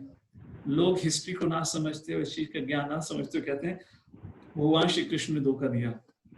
तो जब धृतराष्ट्र ये सुनता है तो धृतराष्ट्र घबरा जाता है, अपनी सीट से उतरता है, राज सिंहासन से उतर के मैत्रेय मुनि के पैरों में गिर के रोने लगता है। बोलता है, माफ कर दीजिए, मेरा पुत्र बड़ा ही मूर्ख है, उससे बहुत बड़ी गलती हुई है, इतनी बड़ी सजा मत दीजिए। क्योंकि धृतराष्ट्र का जो उम्मीद थी खुद राज सिंहासन में बैठने की, जो उसकी इच्छा थी, उस इच्छा को पूर्ण करने का साधन उसके लिए था उसका पुत्र दुर्योधन। वरना धृतराष्ट्र को दुर्योधन से कुछ लेना देना नहीं था। उसको तो अपने राज सिंहासन से जो आसक्ति थी उसके लिए वो अपने पुत्र का उपयोग कर रहा था। और ये दूसरी क्वालिटी है जो नास्तिक या एथिस्ट लोग होते हैं, वो किसी से कोई प्रेम, किसी से कोई सद्भावना नहीं रखते। वो हर कोई व्यक्ति को अपने उपयोग के अनुसार यूज करने के लिए उनसे रिश्ता बना के रखते हैं। तो यहाँ पे धृतराष्ट्र हमेशा ये रोता था कि मैं अपने पुत्र से बड़ा प्रेम करता हूँ। ऐसा कुछ नहीं था। अगर ऐसा होता तो जब भीष्म पितामह ने 10वें दिन की युद्ध की समाप्ति पर, जब भीष्म पितामह की मृत्यु तो नहीं, एक प्रकार से वो युद्ध में हार चुके थे, जब संजय ने धृतराष्ट्र को यह बताया कि कैसे भीष्म पितामह कह रहे हैं दुर्योधन को कि अभी भी युद्ध समाप्त कर दीजिए, और संजय धृतराष्ट्र को बोलता है, प्रभु अभी भी आप पे मौका है, आप राजा हैं, आप अगर इस समय दुर्योधन को आदेश दें, दुर्योधन आपके आदेश के खिलाफ नहीं जा सकता क्योंकि राजा आप हैं, वो नहीं। आप अभी भी युद्ध रोक सकते हैं। अगर धृतराष्ट्र को अपने पुत्र दुर्योधन से प्रेम था तो क्यों नहीं रोका? क्यों नहीं भीष्म पितामह के गिरने के बाद, क्यों नहीं द्रोणाचार्य के गिरने के बाद, क्यों नहीं कर्ण के गिरने के बाद, मरने के बाद धृतराष्ट्र ने बोला समाप्त करो युद्ध, अब युद्ध नहीं होगा? क्योंकि युधिष्ठिर महाराज तो धृतराष्ट्र की बात को मना नहीं करते, और युधिष्ठिर महाराज को हस्तिनापुर नहीं चाहिए था, उनको तो सिर्फ अपना इंद्रप्रस्थ चाहिए था। धृतराष्ट्र फिर भी नहीं माना। तो ये सोचता रहा, जैसे जो व्यक्ति जुआ खेलता है वो आखिरी पत्ते तक यही सोचता रहता है, क्या पता आखिरी चांस में मैं जीत जाऊं। तो धृतराष्ट्र के लिए दुर्योधन एक वो जुए के पत्ते के तरीके से था। क्या पता चलो भीष्म हार गया, द्रोणाचार्य हार गए, कृपाचार्य हार गए, और कृपाचार्य के अनुसार कर्ण हार गया, क्या पता दुर्योधन नाम का जो पत्ता है चल जाए। इसलिए धृतराष्ट्र ने एक बार भी युद्ध को खत्म करने के लिए नहीं कहा। तो यहाँ पे धृतराष्ट्र मैत्रेय मुनि से क्षमा मांगते हैं, और मैत्रेय मुनि कहते हैं ठीक है, मेरा शाप सफल नहीं होगा अगर दुर्योधन मेरे द्वारा कही हुई बात का पालन करता है। अगर दुर्योधन पांडवों के संग मैत्री करता है और उनसे फिर संबंध जोड़ता है, उनका राज्य उनको वापस कर देता है, तो मेरा शाप फिर विफल हो जाएगा। तो युधिष्ठिर और धृतराष्ट्र कुछ समय के लिए खुश हो जाते हैं ये सोच के कि चलो एटलीस्ट अभी तो टेम्पररी बलाटली, आगे का आगे देखेंगे। तो इस समय जब थोड़ा मामला शांत हो जाता है, मैत्रेय मुनि थोड़े शांत हो जाते हैं, तो धृतराष्ट्र अभी भी उनके मन में एक प्रश्न था, क्योंकि इस समय मैत्रेय मुनि ने कहा था कि तुम जानते नहीं भीम की शक्ति को, भीम ने कैसे हिडम्बा का, बकासुर का वध किया। तो धृतराष्ट्र को उन सब के बारे में पता था, पर ये किरमिरा नाम के राक्षस के बारे में नहीं पता था, और कैसे भीम ने उसका वध किया। तो धृतराष्ट्र जब थोड़ा मामला ठंडा हो जाता है तो मैत्रेय मुनि से कहते हैं, हे गुरुवर, हे ऋषिवर, ऋषि प्रभु और ऋषिवर, आप कृपा करके मुझे बताइए कि भीम ने, ये कौन था किरमिरा नाम का राक्षस, और भीम ने कैसे उसकी हत्या करी। एक बात की तो आपको धृतराष्ट्र की प्रशंसा करनी पड़ेगी, he was a good listener, ध्यान पूर्वक सुनता था, और क्योंकि जो भी व्यक्ति ध्यान पूर्वक सुनता है तो कहीं ना कहीं उसके मन में प्रश्न आ ही जाता है। तो उस समय मैत्रेय मुनि कहते हैं, मेरे जाने का समय हो गया है, मैं जा रहा हूँ, बट विदुर जी जो अभी अभी वन से लौटे हैं उनको पता है किस प्रकार भीम ने अपने हाथों के बल से उस किरमिर राक्षस को, जो कि भीम की भी हाइट का डबल था, वध किया। तो मैत्रेय मुनि चले जाते हैं और विदुर जी इस किरमिर नाम के राक्षस के बारे में बताते हैं, कैसे जब काम्य का वन में पांडव पहुंचे, रात काफी हो चुकी थी, देर रात अंधेरे में वो कामिका वन में पहुंचे। उस समय उन्होंने सोचा कि हमें थोड़ा यहीं पे विश्राम कर लेना चाहिए। उसी समय एक बहुत भयानक, बहुत शक्तिशाली और बहुत ही लंबा, जैसे कि बहुत बड़ा वृक्ष जो होता है उसके समान का बड़ा ही खूंखार और भयानक दिखने वाला राक्षस वहां पे आ जाता है। और जब वो देखता है कि उसकी आंखों के सामने पांडव खड़े हैं और पांडव में सर्वश्रेष्ठ उसकी नजर भीम पे पड़ी है, वो जोर से चीखने चिल्लाने लगता है कि तू ही भीम है, तेरे संग तो मेरी पुरानी दुश्मनी है।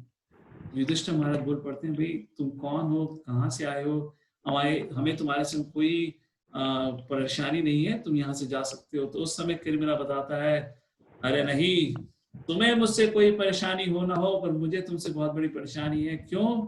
क्योंकि मैं बकासुर का भाई हूँ। मैं बकासुर का भाई हूँ, जिस बकासुर का वध तेरे इस भाई भीम ने करा, और आज मैं उसके वध का हम बदला लूंगा। केवल मैं बकासुर का भाई नहीं, मैं हिडम्बा का भी दोस्त था, और इस हिडम्बा का वध किया। आज मैं भीम को मारकर अपने भाई को शांति, या जो भी कहते हैं उसका वध करूंगा। इस प्रकार भीम और किरमिर के बीच में बहुत भयानक युद्ध होता है, क्योंकि ये बहुत ही विशाल राक्षस था। तो अर्जुन भी भीम की मदद के लिए आगे आते हैं अपनी गांडीवा वो को लेकर। भीम कहता नहीं, आप लोग आगे चलिए, इसको मैं अकेले निपटा कर आता हूँ। और वैसे भी भीम के अंदर क्रोध तो बहुत बड़ा हुआ था, बिकॉज उनको दुर्योधन के प्रति बदला जो भी क्रोध था, उन्होंने अपना सारा का सारा क्रोध इस बेचारे किरमिर पे निकाल दिया, जिसको पता नहीं था वो किसका सामना कर रहा है। वो कोई आम मनुष्य नहीं, वो वायुपुत्र थे। तो इस प्रकार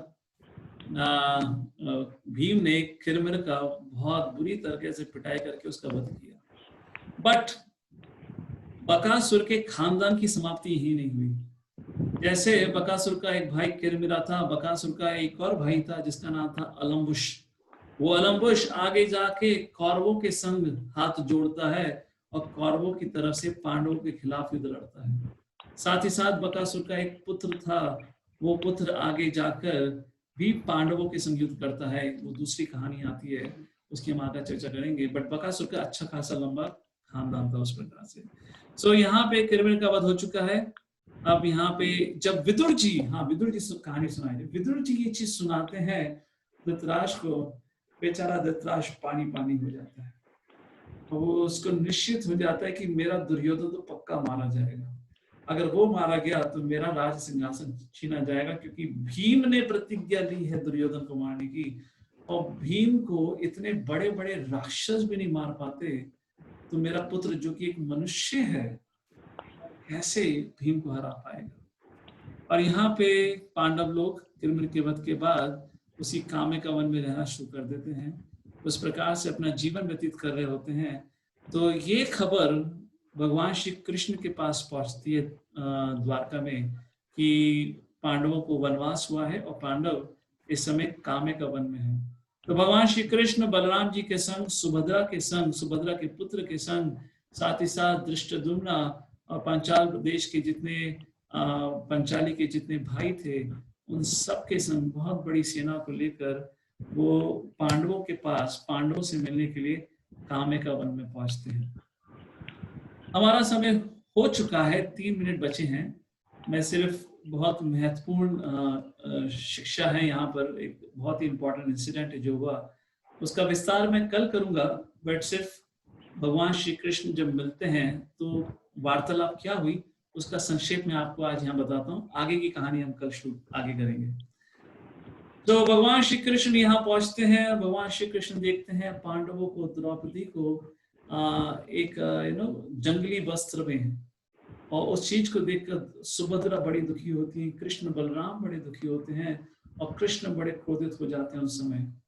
और उस चीज को देखते हुए द्रौपदी को जब पता चलता है कि उनके भगवान श्री कृष्ण, उनके भाई धृष्टद्युम्न वहां आए हुए हैं, तो द्रौपदी भगवान श्री कृष्ण से मिलने आती है और उनके सामने आकर अपने मन में जितने भी प्रश्न होते हैं वो सारे के सारे प्रश्न कृष्ण के सामने रख देती है।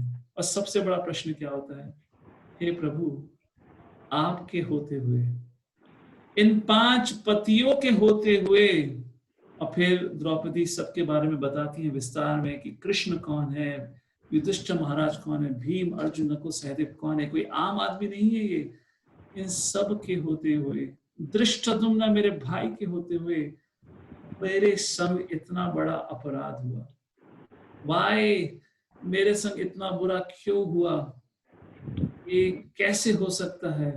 मेरे इतने शक्तिशाली पतियों के होने के कारण बावजूद भी, और आपके होने के बावजूद भी, मैं केवल आपकी भक्त नहीं, मैं आपकी सखी नहीं, मैं आपकी रिश्तेदार भी हूँ, फिर भी भगवान आप मेरे संरक्षण के लिए नहीं आए।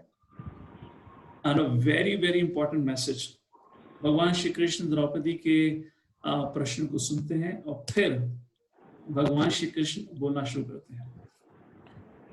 If you all are fine, can I just take 5 more minutes? तो भगवान श्री कृष्ण ने द्रौपदी के इस प्रश्न के लिए क्या उत्तर दिया? Then I can finish it today. Yes, Prabhuji. If all of you are fine, yes, then Prabhuji. Okay. अब भगवान श्री कृष्ण बहुत ही महत्वपूर्ण शिक्षा देते हैं।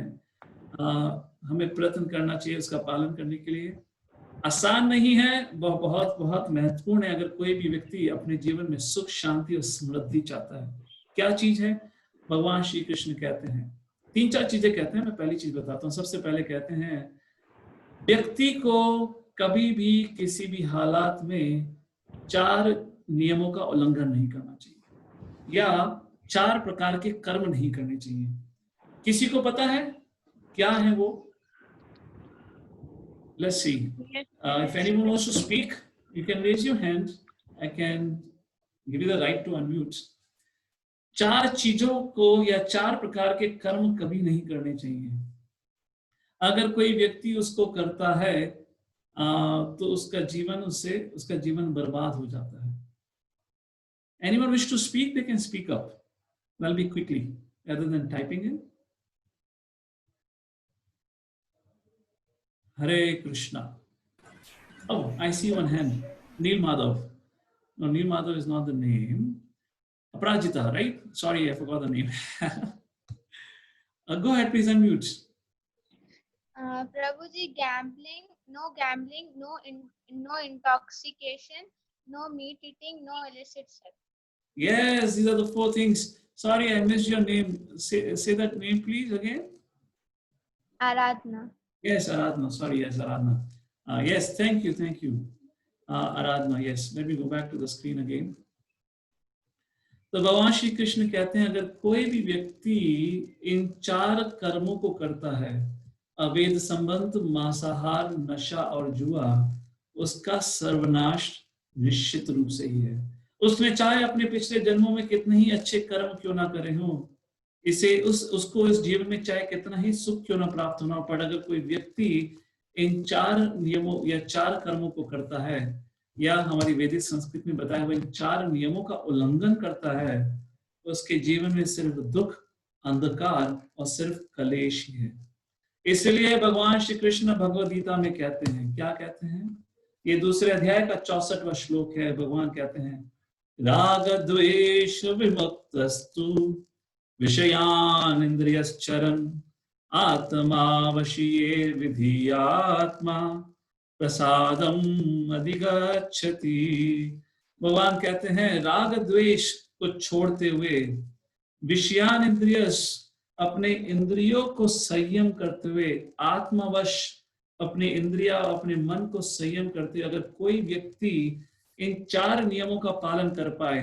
क्या 4 नियम? No meat eating, no intoxication, no illicit sex, no gambling. अगर कोई व्यक्ति अपने मन और इंद्रियों को संयम करते हुए इन 4 नियमों का पालन कर पाए, वो स्वाभाविक रूप से भगवान की कृपा का पात्र बनता है या उसको भगवान की कृपा मिलती है। प्रसादम अधिगच्छति, उसको निश्चय ही रूप से भगवान की कृपा मिलती है। परंतु युधिष्ठिर महाराज, क्योंकि आपने जुआ खेला, आपके उस कर्म के कारण आज आपकी ये दशा है। तो द्रौपदी, क्योंकि युधिष्ठिर महाराज ने ये करा, इस वजह से आप सबके ऊपर ये संकट है। अगर मुझे पता होता और अगर मैं उस समय द्वारका में होता तो मैं आप लोगों को ये गैम्बलिंग मैच कभी खेलने नहीं देता। मैं उसी समय हस्तिनापुर में पहुंच के धृतराष्ट्र को समझाता कि ये जो 4 चीजें हैं अगर कोई व्यक्ति करता है तो कैसे उसका सर्वनाश होता। अगर वो नहीं सुनता तो मैं वहां पे बैठे सभी लोगों का वध कर देता, पर मैं युधिष्ठिर महाराज को कभी भी जुआ नहीं खेलने देता। तो उस समय युधिष्ठिर महाराज पूछ बैठते हैं, माय डियर लॉर्ड, आप कहाँ थे उस समय? मतलब अगर आप द्वारका में नहीं थे तो आप कहाँ पे थे? तो उस समय भगवान श्री कृष्ण कहते हैं, तो ये पहले गैमलिंग मैच की कहानी है, दूसरे की नहीं, पहले की गैमलिंग मैच की। तो भगवान श्री कृष्ण कहते हैं, हे युधिष्ठिर महाराज, आपको पता है हम आपके राजस्वीय यज्ञ में आए थे, और जब राजस्वीय यज्ञ की समाप्ति के बाद मुझे सम्मानित किया गया तो शिशुपाल बड़ा क्रोधित हो गया था। आप लोग को याद होगा, इसकी चर्चा कर चुके हैं। तो जब शिशुपाल बड़ा क्रोधित हो गया था, उन्होंने भगवान की बेइज्जती करी थी, तो भगवान ने शिशुपाल का वध कर दिया था। तो भगवान कहते हैं, शिशुपाल का दोस्त था शाल्वा, बहुत ही शक्तिशाली राजा था। जब उसको खबर चली कि कैसे मैंने शिशुपाल का वध कर दिया है, वो शाल्वा गुस्से में पागल होकर अपनी एक विशाल एयरशिप, एक बहुत बड़ी एलियन शिप पर बैठकर वो द्वारका पहुंचता है, और द्वारका में वो हमला बोल देता है।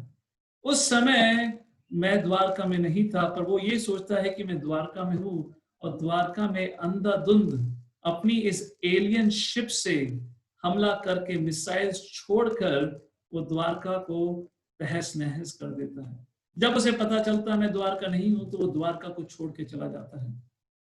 आगे क्या होता है उसकी हम चर्चा करेंगे, बट उससे पहले एलियन शिप। आप लोगों में से किसी ने इंडिपेंडेंस डे मूवी देखी होगी, हो सकता है आपने एवेंजर्स या जो अन्य प्रकार की जो एलियंस बेस्ड मूवीज होती हैं, उन सभी मूवीज में दिखाया जाता है कि किस प्रकार यूएफओ, दूसरे ब्रह्मांड या दूसरी दुनिया से आए हुए एलियंस, बहुत बड़ी एलियन शिप जो एक शहर जितनी बड़ी होती है उसको लेकर आते हैं। उसमें अनेक प्रकार के मिसाइल्स और अनेक प्रकार के वेपन्स होते हैं। उसका वर्णन महाभारत में है। ये जो शाल्वा था उसके पास इसी प्रकार की एक एलियन शिप या एयरशिप थी जो शहर जितनी बड़ी थी, और उस पर अनेक प्रकार के उस पे अस्त्र शस्त्र थे, जिससे वो वहां से बैठे बैठे द्वारका पे हमला करने लगा।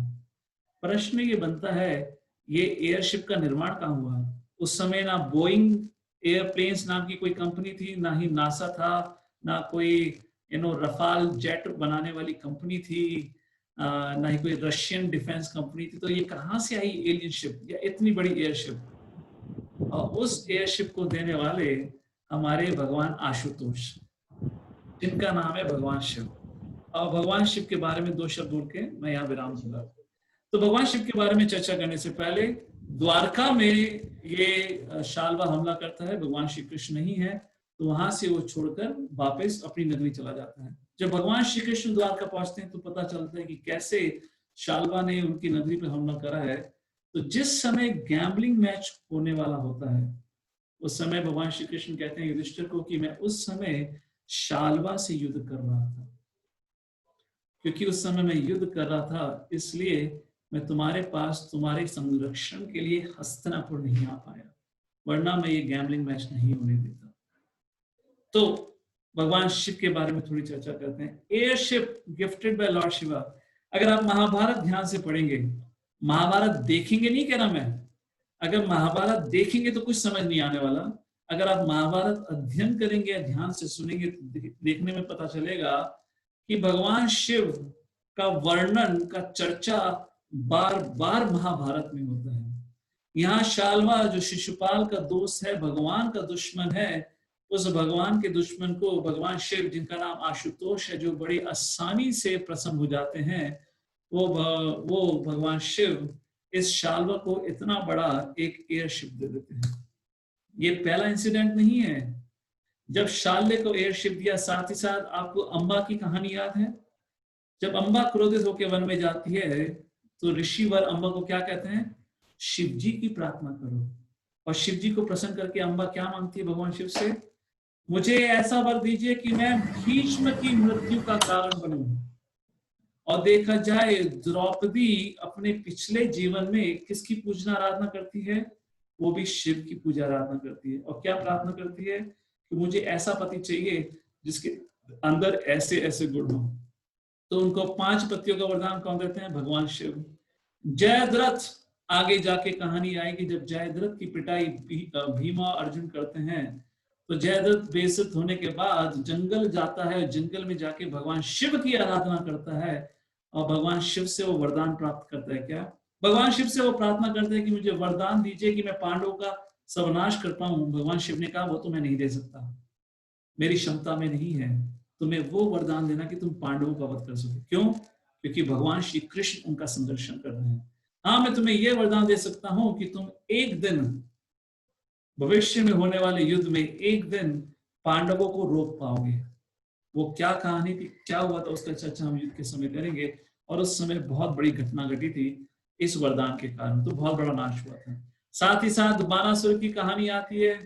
बानासुर बहुत ही शक्तिशाली राक्षस था जिसको भगवान शिव ने वरदान के रूप में 1000 हाथ दिए थे और वो 1000 हाथों से इतना बलशाली हो गया था कि उसने पूरे ब्रह्मांड में हमला कर दिया था।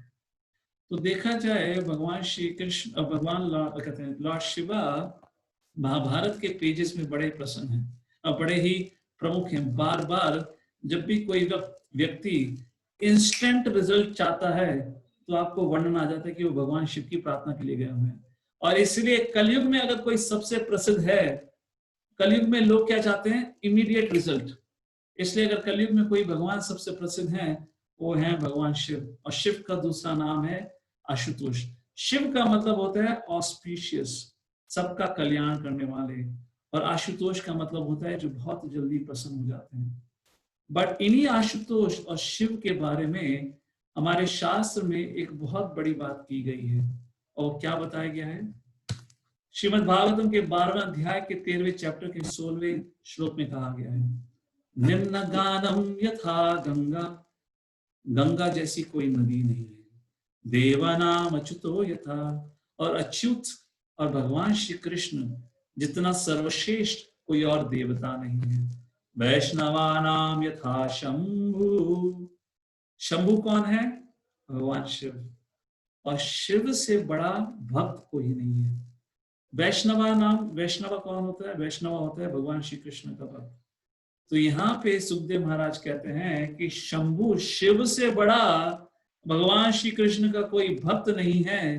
पुराणानाम निदम तथा, और सभी पुराणों में श्रीमद् भागवतम से सबसे सर्वश्रेष्ठ पुराण कोई नहीं है। तात्पर्य क्या है? यहाँ पे अगर एक तरफ देखा जाए तो भगवान श्री शिव बड़े आशुतोष हैं, बड़े आसानी से वो लोगों की अनाप शनाप इच्छाओं को पूर्ण कर देते हैं। और इधर देखा जाए तो भगवान शिव का दूसरा रोल भी है जहां वो भगवान शिव भगवान श्री कृष्ण के सबसे सर्वश्रेष्ठ भक्त भी माने जाते हैं। उस प्रकार भगवान शिव के बारे में कई बार चर्चा महाभारत में होती है। और आगे जब भगवान श्री कृष्ण युधिष्ठिर को बताते हैं कि किस कारणवश वो उनकी मदद के लिए नहीं आ पाए क्योंकि वो शाल्वा से युद्ध कर रहे थे, तो अंत में भगवान श्री कृष्ण द्रौपदी को समझाते हैं और उनको ये प्रतिज्ञा देते हैं कि आपके द्वारा आप पे जो अपमान हुआ है उसका बदला जरूर लिया जाएगा और कौरवों का वंश का सर्वनाश निश्चित ही रूप से होगा। भगवान किसको कह रहे हैं? द्रौपदी। क्यों? द्रौपदी के संग इतना बड़ा अपराध हुआ था। तो वैष्णव अपराध की बारे में बहुत चर्चा आती है। अगर कोई व्यक्ति वैष्णवों के प्रति अपराध करता है तो भगवान उसको कभी माफ नहीं करते। कल हम इस बारे में थोड़ी और चर्चा करेंगे वैष्णव अपराध के बारे में। तो अगर देखा जाए जो कुरुक्षेत्र का युद्ध हुआ उसका प्रमुख कारण क्या था? वो था वो डाइस गेम, गैम्बलिंग मैच। और उसमें भी सबसे प्रमुख रूप से जो कर्ण और दुर्योधन और दुशासन ने द्रौपदी का अपमान किया, द्रौपदी जैसी सर्वश्रेष्ठ वैष्णवी का अपमान किया, भगवान श्री कृष्ण उस सभा में बैठे किसी व्यक्ति को नहीं छोड़ने वाले थे। तो वही चीज भगवान श्री कृष्ण या द्रौपदी को कहते हैं, आप निश्चित रहिए, आप पे हुए अपमान का बदला जरूर लिया जाएगा। ये भगवान के द्वारा कुरुक्षेत्र युद्ध नहीं हुआ, ये कौरवों के कर्म का ही फल था क्योंकि उन्होंने भगवान के इतने बड़े भक्त का अपमान किया। तो हम यहीं पे आज के इस सत्र को समाप्त करते हैं, विराम देते हैं। आगे हम चर्चा करेंगे कि आगे काम्य का वन में और क्या होता है, किस प्रकार से ये बहुत ही दिलचस्प और बड़ा ही इंटरेस्टिंग 12 साल हैं। बहुत बहुत सारी कहानियां हैं, मेन स्टोरीज भी हैं, साइड स्टोरीज भी हैं। मुझे नहीं पता महाभारत सीरियल में कितना दिखाया गया है, कितना दिखाया जाता है, पर हम इसमें जितना हो सकता है उतनी चर्चा करेंगे। बट आज सारांश में जिस 1 मिनट में अगर मैं रिकैप करूं तो हमने आज यही देखा कि कैसे कौरव लोग, ये कौरव दुर्योधन धृतराष्ट्र पांडवों के संग सब कुछ बुरा भला करके उनसे सब कुछ छीनने के बावजूद भी कभी भी एक दिन के लिए भी सुख शांति से नहीं जी पाए। तो हमने आज सेशन की शुरुआत में सुख की परिभाषा क्या है, सुख क्या है, उसके ऊपर चर्चा करी थी। कैसे आज की तारीख में सोचा जाता है, आज के समाज में मनी इज हनी, हमें बताया जाता है कि अगर हम पे मनी है, अगर हम पे पोजेशंस हैं, प्रॉपर्टी है, तो हम सुखी रहेंगे। ऐसा नहीं है।